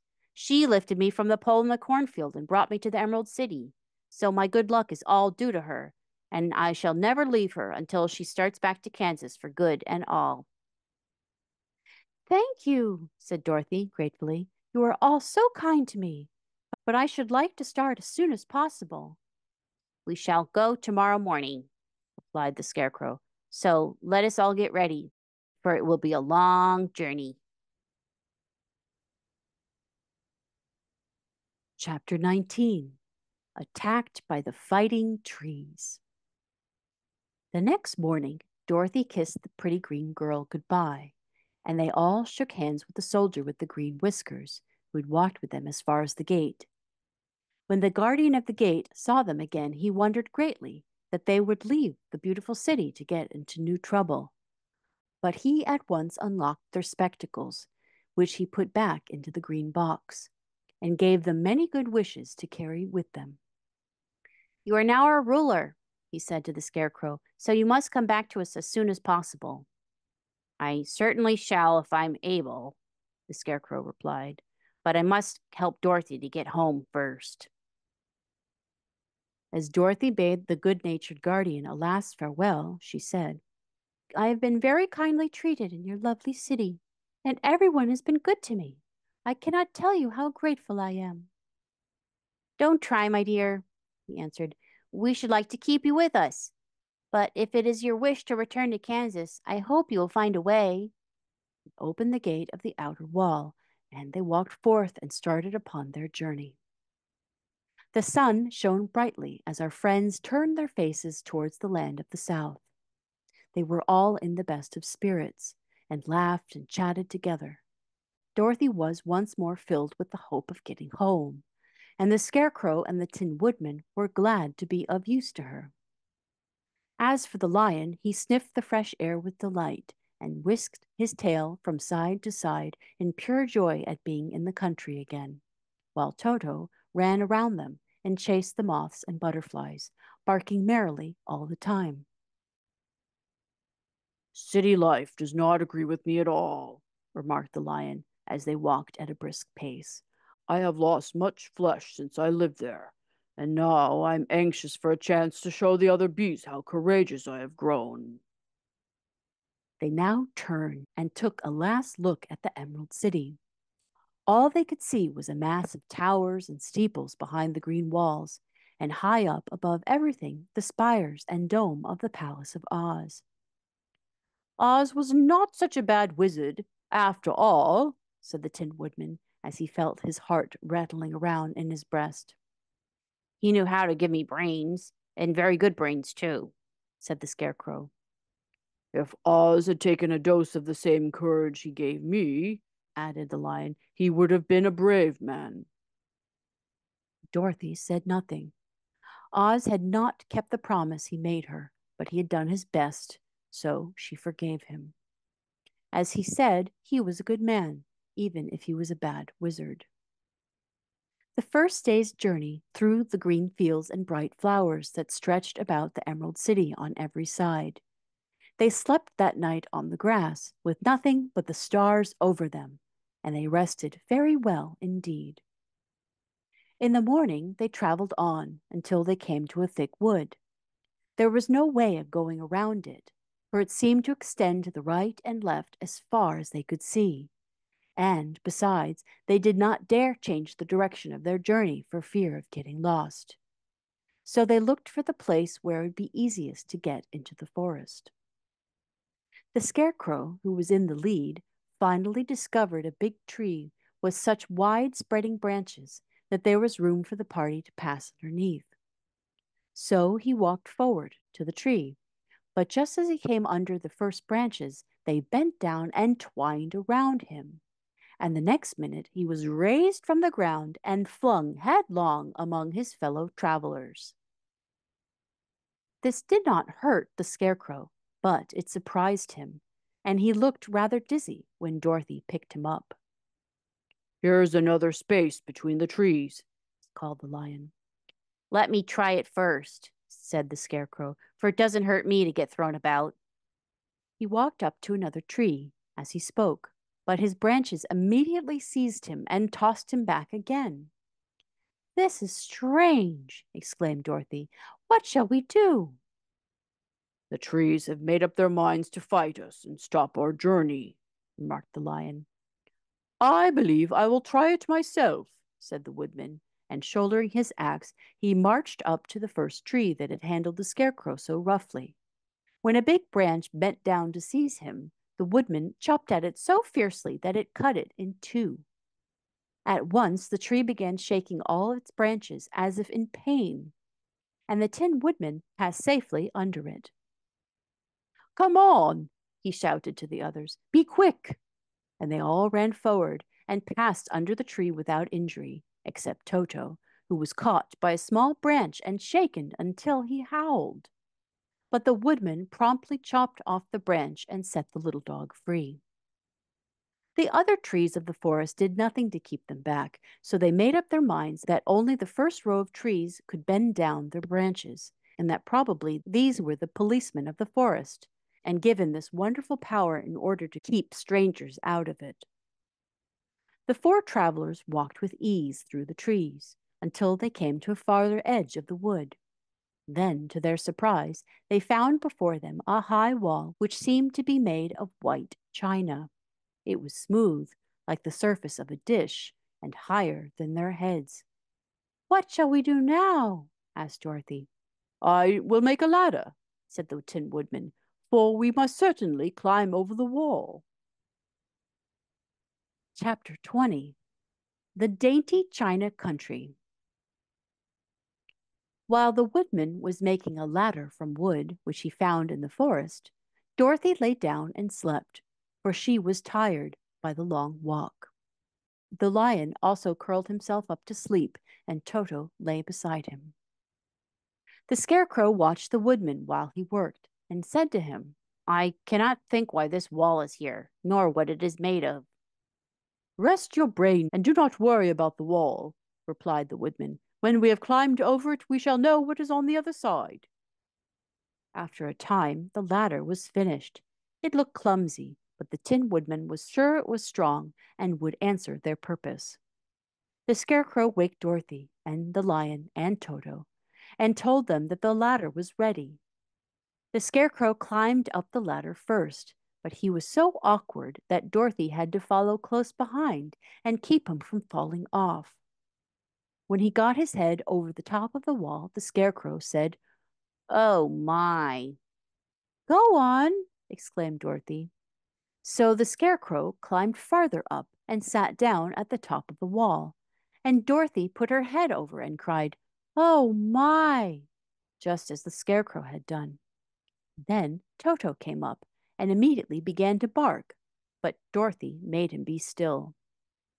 The lion climbed the ladder next, and the Tin Woodman came last, but both of them cried, Oh my! As soon as they looked over the wall. And when they were all sitting in a row at the top of the wall, they looked down and saw a strange sight. Before them was a great stretch of country, having a floor as smooth and shining and white as the bottom of a big platter. Scattered around were many houses made entirely of china and painted in the brightest colors. These houses were quite small, the biggest of them reaching only as high as Dorothy's waist. There were also pretty little barns with china fences around them, and many cows and sheep and horses and pigs and chickens, all made of china, were standing about in groups. But the strangest of all were the people who lived in this queer country.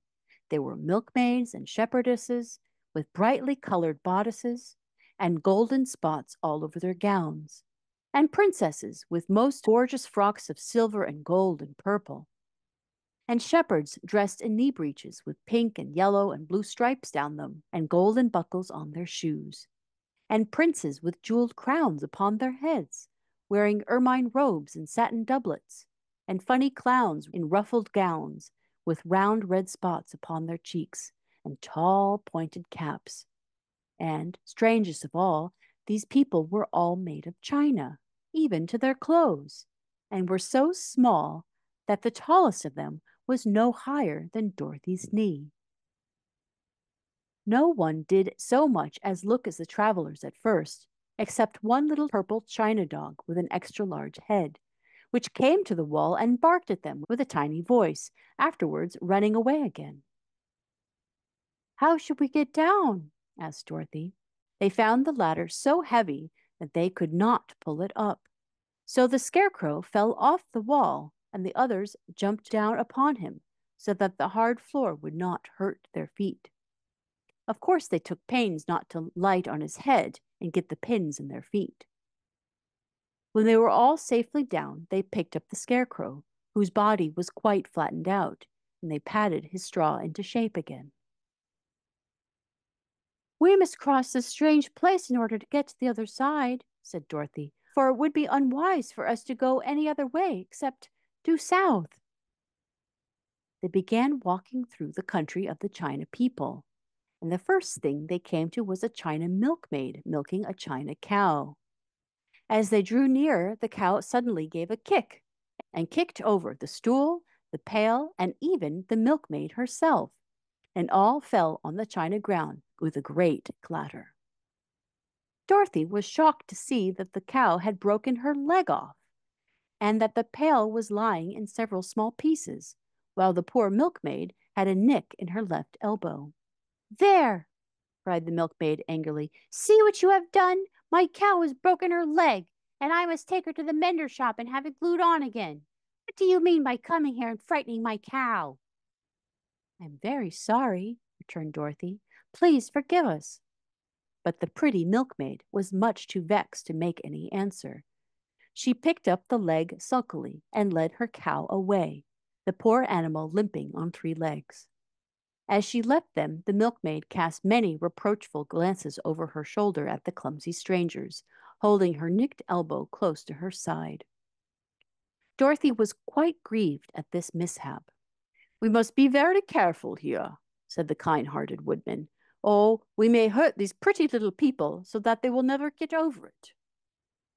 A little farther on, Dorothy met a most beautifully dressed young princess, who stopped short as she saw the strangers and started to run away. Dorothy wanted to see more of the princess, so she ran after her, but the China girl cried out, Don't chase me! Don't chase me! She had such a frightened little voice that Dorothy stopped and said, Why not? Because, answered the princess, also stopping a safe distance away, if I may run, I may fall down and break myself. But could you not be mended? Asked the girl. Oh, yes, but one is never so pretty after being mended, you know, replied the princess. I suppose not, said Dorothy. There is Mr. Joker, one of our clowns, continued the China lady, who is always trying to stand upon his head. He has broken himself so often he is mended in 100 places, and he doesn't look at all pretty. Here he comes now. You can see for yourself. Indeed, a jolly little clown came walking toward them, and Dorothy could see that in spite of his pretty clothes of red and yellow and green, he was completely covered in cracks, running every which way, and showing plainly that he had been mended in many places. The clown put his hands in his pockets, and after puffing out his cheeks and nodding his head at them saucily, he said, My lady fair, why do you stare at poor old Mr. Joker? You're quite as stiff and prim as if you'd eaten up a poker. Be quiet, sir, said the princess. Can't you see these are strangers and should be treated with respect? Well, that's respect, I expect, declared the clown, and immediately stood upon his head. Mind Mr. Joker, said the princess to Dorothy. He is considerably cracked in his head, and that makes him foolish. Oh, I don't mind him a bit, said Dorothy. But you are so beautiful, she continued, that I am sure I could love you dearly. Won't you let me carry you back to Kansas and stand you on Aunt Em's mantle? I could carry you in my basket. That would make me very unhappy, answered the China princess. You see, here in our country we live contentedly, and we can talk and move around as we please. But whenever any of us are taken away, our joints at once stiffen, and we can only stand straight and look pretty. Of course, that is all expected of us when we are on mantels and cabinets and drawing-room tables, but our lives are much pleasanter here in our own country. I would not make you unhappy for all the world, exclaimed Dorothy, so I'll just say goodbye. Goodbye, replied the princess. They walked carefully through the China country. The little animals and all the people scampered out of their way, fearing the strangers would break them. And after an hour or so, the travelers reached the other side of the country and came to another China wall. It was not so high as the first, however, and by standing upon the lion's back, they all managed to scramble to the top. Then the lion gathered his legs under him and jumped on the wall, but just as he jumped, he upset a china church with his tail and smashed it all to pieces. "That was too bad," said Dorothy. "But I really think we were lucky in not doing those people a little more harm than breaking a cow's leg and a church. They are all so brittle." "They are indeed," said the Scarecrow, "and I am thankful I'm made of straw and cannot be easily damaged. There are worse things in the world than being a scarecrow."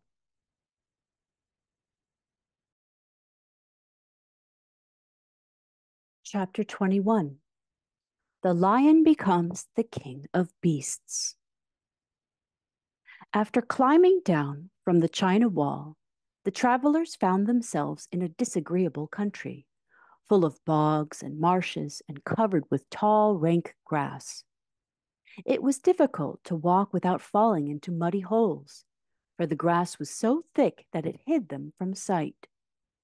However, by carefully picking their way, they got safely along until they reached solid ground. But here the country seemed wilder than ever, and after a long and tiresome walk through the underbrush, they entered another forest, where the trees were bigger and older than any they had ever seen. "This forest is perfectly delightful," declared the lion, looking around him with joy. "Never have I seen a more beautiful place." "It seems gloomy," said the Scarecrow. "Not a bit of it," answered the lion. "I would like to live here all my life. See how soft the dried leaves are under your feet, and how rich and green the moss is that clings to these old trees. Surely no wild beast could wish a pleasanter home." "Perhaps there are wild beasts in the forest now," said Dorothy. "I suppose there are," returned the lion, "but I do not see any of them about." They walked through the forest until it became too dark to go any farther. Dorothy and Toto and the lion lay down to sleep, while the woodman and the Scarecrow kept watch over them as usual. When morning came, they started again. Before they had gone far, they heard a low rumble, as of the growling of many wild animals. Toto whimpered a little, but none of the others was frightened, and they kept along the well-trodden path until they came to an opening in the wood, in which were gathered hundreds of beasts of every variety. There were tigers and elephants and bears and wolves and foxes and all the others in the natural history, and for a moment Dorothy was afraid. But the lion explained that the animals were holding a meeting, and he judged by their snarling and growling that they were in great trouble. As he spoke, several of the beasts caught sight of him, and at once the great assemblage hushed as if by magic. The biggest of the tigers came up to the lion and bowed, saying, "Welcome, O King of Beasts. You have come in good time to fight our enemy and bring peace to all the animals of the forest once more." "What is your trouble?" asked the lion quietly. "We're all threatened," answered the tiger, "by a fierce enemy which has lately come into this forest. It is a most tremendous monster, like a great spider, with a body as big as an elephant and legs as long as a tree trunk.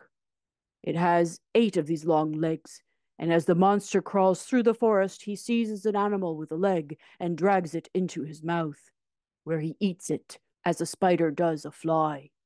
Not one of us is safe while this fierce creature is alive, and we called a meeting to decide how to take care of ourselves when you came among us." The lion thought for a moment. "Are there any other lions in this forest?" he asked. "No, there are some, but the monster has eaten them all. And besides, they were none of them nearly so large and brave as you." If I put an end to your enemy, will you bow down to me and obey me as the king of the forest? Inquired the lion. We will do that gladly, returned the tiger, and all the other beasts roared with a mighty roar. We will. Where is this great spider of yours now? Asked the lion. Yonder, among the oak trees, said the tiger, pointing with his forefoot. Take care of these friends of mine, said the lion, and I will go at once to fight the monster. He bade his comrades goodbye and marched proudly away to do battle with the enemy. The great spider was lying asleep when the lion found him, and it looked so ugly that its foe turned up his nose in disgust. Its legs were quite as long as the tiger had said, and its body covered with coarse black hair. It had a great mouth, with a row of sharp teeth a foot long, but its head was joined to the pudgy body by a neck as slender as a wasp's waist. This gave the lion a hint of the best way to attack the creature. And as he knew it was easier to fight it asleep than awake, he gave a great spring and landed directly upon the monster's back. Then, with one blow of his heavy paw, all armed with sharp claws, he knocked the spider's head from its body. Jumping down, he watched it until the long legs stopped wiggling, when he knew it was quite dead. The lion went back to the opening where the beasts of the forest were waiting for him and said proudly, You need fear your enemy no longer. Then the beasts bowed down to the lion as their king, and he promised to come back and rule over them as soon as Dorothy was safely on her way to Kansas. Chapter 22, The Country of the Quadlings. The four travelers passed through the rest of the forest in safety, and when they came out from its gloom saw before them a steep hill, covered from top to bottom with great pieces of rock. That will be a hard climb, said the Scarecrow, but we must get over the hill, nevertheless. So he led the way, and the others followed. They had nearly reached the first rock when they heard a rough voice cry out, Keep back! Who are you? Asked the Scarecrow. Then a head showed itself over the rock, and the same voice said, This hill belongs to us, and we don't allow anyone to cross it. But we must cross it, said the Scarecrow. We're going to the country of the Quadlings. But you shall not, replied the voice, and there stepped from behind the rock the strangest man the travelers had ever seen. He was quite short and stout and had a big head, which was flat at the top and supported by a thick neck full of wrinkles. But he had no arms at all, and seeing this, the Scarecrow did not fear that so helpless a creature could prevent them from climbing the hill. So he said, I'm sorry not to do as you wish, but we must pass over your hill whether you like it or not. And he walked boldly forward. As quick as lightning, the man's head shot forward, and his neck stretched out until the top of his head, where it was flat, struck the Scarecrow in the middle and sent him tumbling over and over down the hill. Almost as quickly as it came, the head went back to the body, and the man laughed harshly as he said, It isn't as easy as you think. A chorus of boisterous laughter came from the other rocks, and Dorothy saw hundreds of the armless hammerheads upon the hillside, one behind every rock. The lion became quite angry at the laughter caused by the Scarecrow's mishap, and giving a loud roar that echoed like thunder, he dashed up the hill. Again, a head shot swiftly out, and the great lion went rolling down the hill as if he had been struck by a cannonball.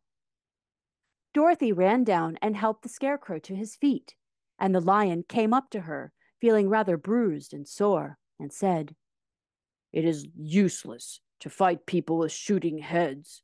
No one can withstand them. What can we do then? She asked. Call the winged monkeys, suggested the Tin Woodman.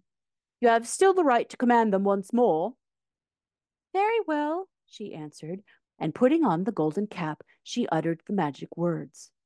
The monkeys were as prompt as ever, and in a few moments the entire band stood before her. What are your commands? Inquired the king of the monkeys, bowing low. Carry us over the hill to the country of the Quadlings, answered the girl. It shall be done, said the king, and at once the winged monkeys caught the four travelers and Toto up in their arms and flew away with them. As they passed over the hill, the hammerheads yelled with vexation and shot their heads high in the air, but they could not reach the winged monkeys, which carried Dorothy and her comrades safely over the hill and set them down in the beautiful country of the Quadlings. This is the last time you can summon us, said the leader to Dorothy. So goodbye, and good luck to you. Goodbye, and thank you very much, returned the girl, and the monkeys rose into the air and were out of sight in a twinkling. The country of the Quadlings seemed rich and happy. There was field upon field of ripening grain, with well-paved roads running between, and pretty rippling brooks with strong bridges across them. The fences and houses and bridges were all painted bright red, just as they had been painted yellow in the country of the Winkies and blue in the country of the Munchkins. The Quadlings themselves, who were short and fat and looked chubby and good-natured, were dressed all in red, which showed bright against the green grass and the yellowing grain. The monkeys had set them down near a farmhouse, and the four travelers walked up to it and knocked at the door. It was opened by the farmer's wife, and when Dorothy asked for something to eat, the woman gave them all a good dinner, with 3 kinds of cake and 4 kinds of cookies, and a bowl of milk for Toto. How far is it to the castle of Glinda? Asked the child. It is not a great way, answered the farmer's wife. Take the road to the south, and you will soon reach it. Thanking the good woman, they started afresh, and walked by the fields and across the pretty bridges, until they saw before them a very beautiful castle. Before the gates were 3 young girls, dressed in handsome red uniforms trimmed with gold braid, and as Dorothy approached, one of them said to her, Why have you come to the south country? To see the good witch who rules here, she answered. Will you take me to her? Let me have your name, and I will ask Glinda if she will receive you. They told who they were, and the girl soldier went into the castle. After a few moments, she came back to say that Dorothy and the others were to be admitted at once. Chapter 23. Glinda the Good Witch grants Dorothy's wish. Before they went to see Glinda, however, they were taken to a room of the castle, where Dorothy washed her face and combed her hair, and the lion shook the dust out of his mane, and the scarecrow patted himself into his best shape, and the woodman polished his tin and oiled his joints. When they were all quite presentable, they followed the soldier girl into a big room where the witch Glinda sat upon a throne of rubies. She was both beautiful and young to their eyes. Her hair was a rich red in color and fell in flowing ringlets over her shoulders. Her dress was pure white, but her eyes were blue, and they looked kindly upon the little girl. What can I do for you, my child? She asked. Dorothy told the witch all her story, how the cyclone had brought her to the land of Oz, how she had found her companions, and of the wonderful adventures they had met with. My greatest wish now, she added, is to get back to Kansas, for Aunt Em will surely think something dreadful has happened to me, and that will make her put on mourning. And unless the crops are better this year than they were last, I'm sure Uncle Henry cannot afford it. Glinda leaned forward and kissed the sweet upturned face of the loving little girl. Bless your dear heart, she said. I am sure I can tell you of a way to get back to Kansas. Then she added, but if I do, you must give me the golden cap." "Willingly," exclaimed Dorothy. "Indeed, it is of no use to me now, and when you have it, you can command the winged monkeys 3 times." "And I think I will need their service just those 3 times," answered Glinda, smiling. Dorothy then gave her the golden cap, and the witch said to the Scarecrow, "What will you do when Dorothy has left us?" "I will return to the Emerald City," he replied, "for Oz has made me its ruler, and the people like me. The only thing that worries me is how to cross the Hill of the Hammerheads." "By means of the golden cap, I shall command the winged monkeys to carry you to the gates of the Emerald City," said Glinda, "for it will be a shame to deprive the people of so wonderful a ruler." "Am I really wonderful?" asked the Scarecrow. "You are unusual," replied Glinda. Turning to the Tin Woodman, she asked, "What will become of you when Dorothy leaves this country?" He leaned on his axe and thought a moment. Then he said, "The Winkies were very kind to me, and wanted me to rule over them after the Wicked Witch died. I am fond of the Winkies, and if I could get back again to the country of the West, I should like nothing better than to rule over them forever." "My second command to the winged monkeys," said Glinda, "will be so that they carry you safely to the land of the Winkies. Your brain may not be so large to look at as those of the Scarecrow, but you really are brighter than he is, when you're well polished, and I am sure you will rule the Winkies wisely and well." Then the witch looked at the big shaggy lion and asked, "When Dorothy is returned to her home, what will become of you?" "Over the hills of the Hammerheads," he answered, "lies a grand old forest, and all the beasts that live there have made me their king. If I could only get back to this forest, I would pass my life very happily there." "My third command to the winged monkeys," said Glinda, "shall be to carry you to the forest. Then, having used up the powers of the golden cap, I shall give it to the king of the monkeys, that he and his band may be thereafter be free for evermore." The Scarecrow and the Tin Woodman and the Lion now thanked the Good Witch earnestly for her kindness, and Dorothy exclaimed, "You are certainly as good as you are beautiful. But you have not yet told me how to get back to Kansas." "Your silver shoes will carry you over the desert," replied Glinda. "If you had known their power, you could have gone back to your Aunt Emp the very first day you came to this country." "But then I should have not had my wonderful brains," cried the Scarecrow. "I might have passed my whole life in a farmer's cornfield." "And I should have not had my lovely heart," said the Tin Woodman. "I might have stood and rusted in the forest till the end of the world." "And I should have lived a coward forever," declared the Lion. "And no beast in all this forest would have had a good word to say for me." "This is all true," said Dorothy, "and I am glad I was of use to these good friends. But now each of them has had what he has most desired, and each is happy in having a kingdom to rule besides. I think I should like to go back to Kansas." "The silver shoes," said the Good Witch, "have wonderful powers, and one of the most curious things about them is that they can carry you to a place in the world in 3 steps, and each step will be made in the wink of an eye. All you have to do is knock the heels together 3 times and command the shoes to carry you wherever you wish to go." "If that is so," said the child joyfully, "I will ask them to carry me back to Kansas at once." She threw her arms around the lion's neck and kissed him, patting his big head tenderly. Then she kissed the Tin Woodman, who was weeping in a way most dangerous to his joints. But she hugged the soft stuffed body of the Scarecrow in her arms instead of kissing his painted face, and found she was crying herself at this sorrowful parting from her loving comrades.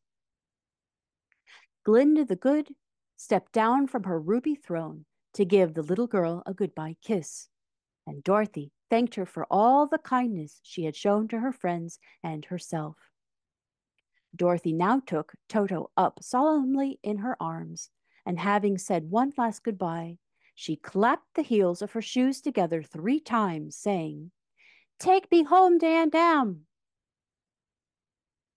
Instantly, she was whirling through the air, so swiftly that all she could see or feel was the wind whistling past her ears. The silver shoes took but 3 steps, and then she stopped so suddenly that she rolled over upon the grass several times before she knew where she was. At length, however, she sat up and looked about her. "Good gracious!" she cried. For she was sitting on the broad Kansas prairie, and just before her was the new farmhouse Uncle Henry built after the cyclone had carried away the old one. Uncle Henry was milking the cows in the barnyard, and Toto had jumped out of her arms and was running towards the barn, barking furiously. Dorothy stood up and found she was in her stocking feet, for the silver shoes had fallen off in her flight through the air and were lost forever in the desert.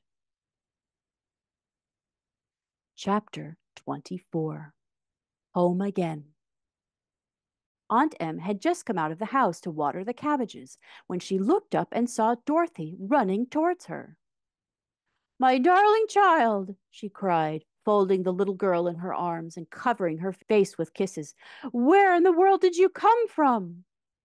"From the land of Oz," said Dorothy gravely, "and here's Toto, too. And oh, Aunt Em, I am so glad to be at home again." The end.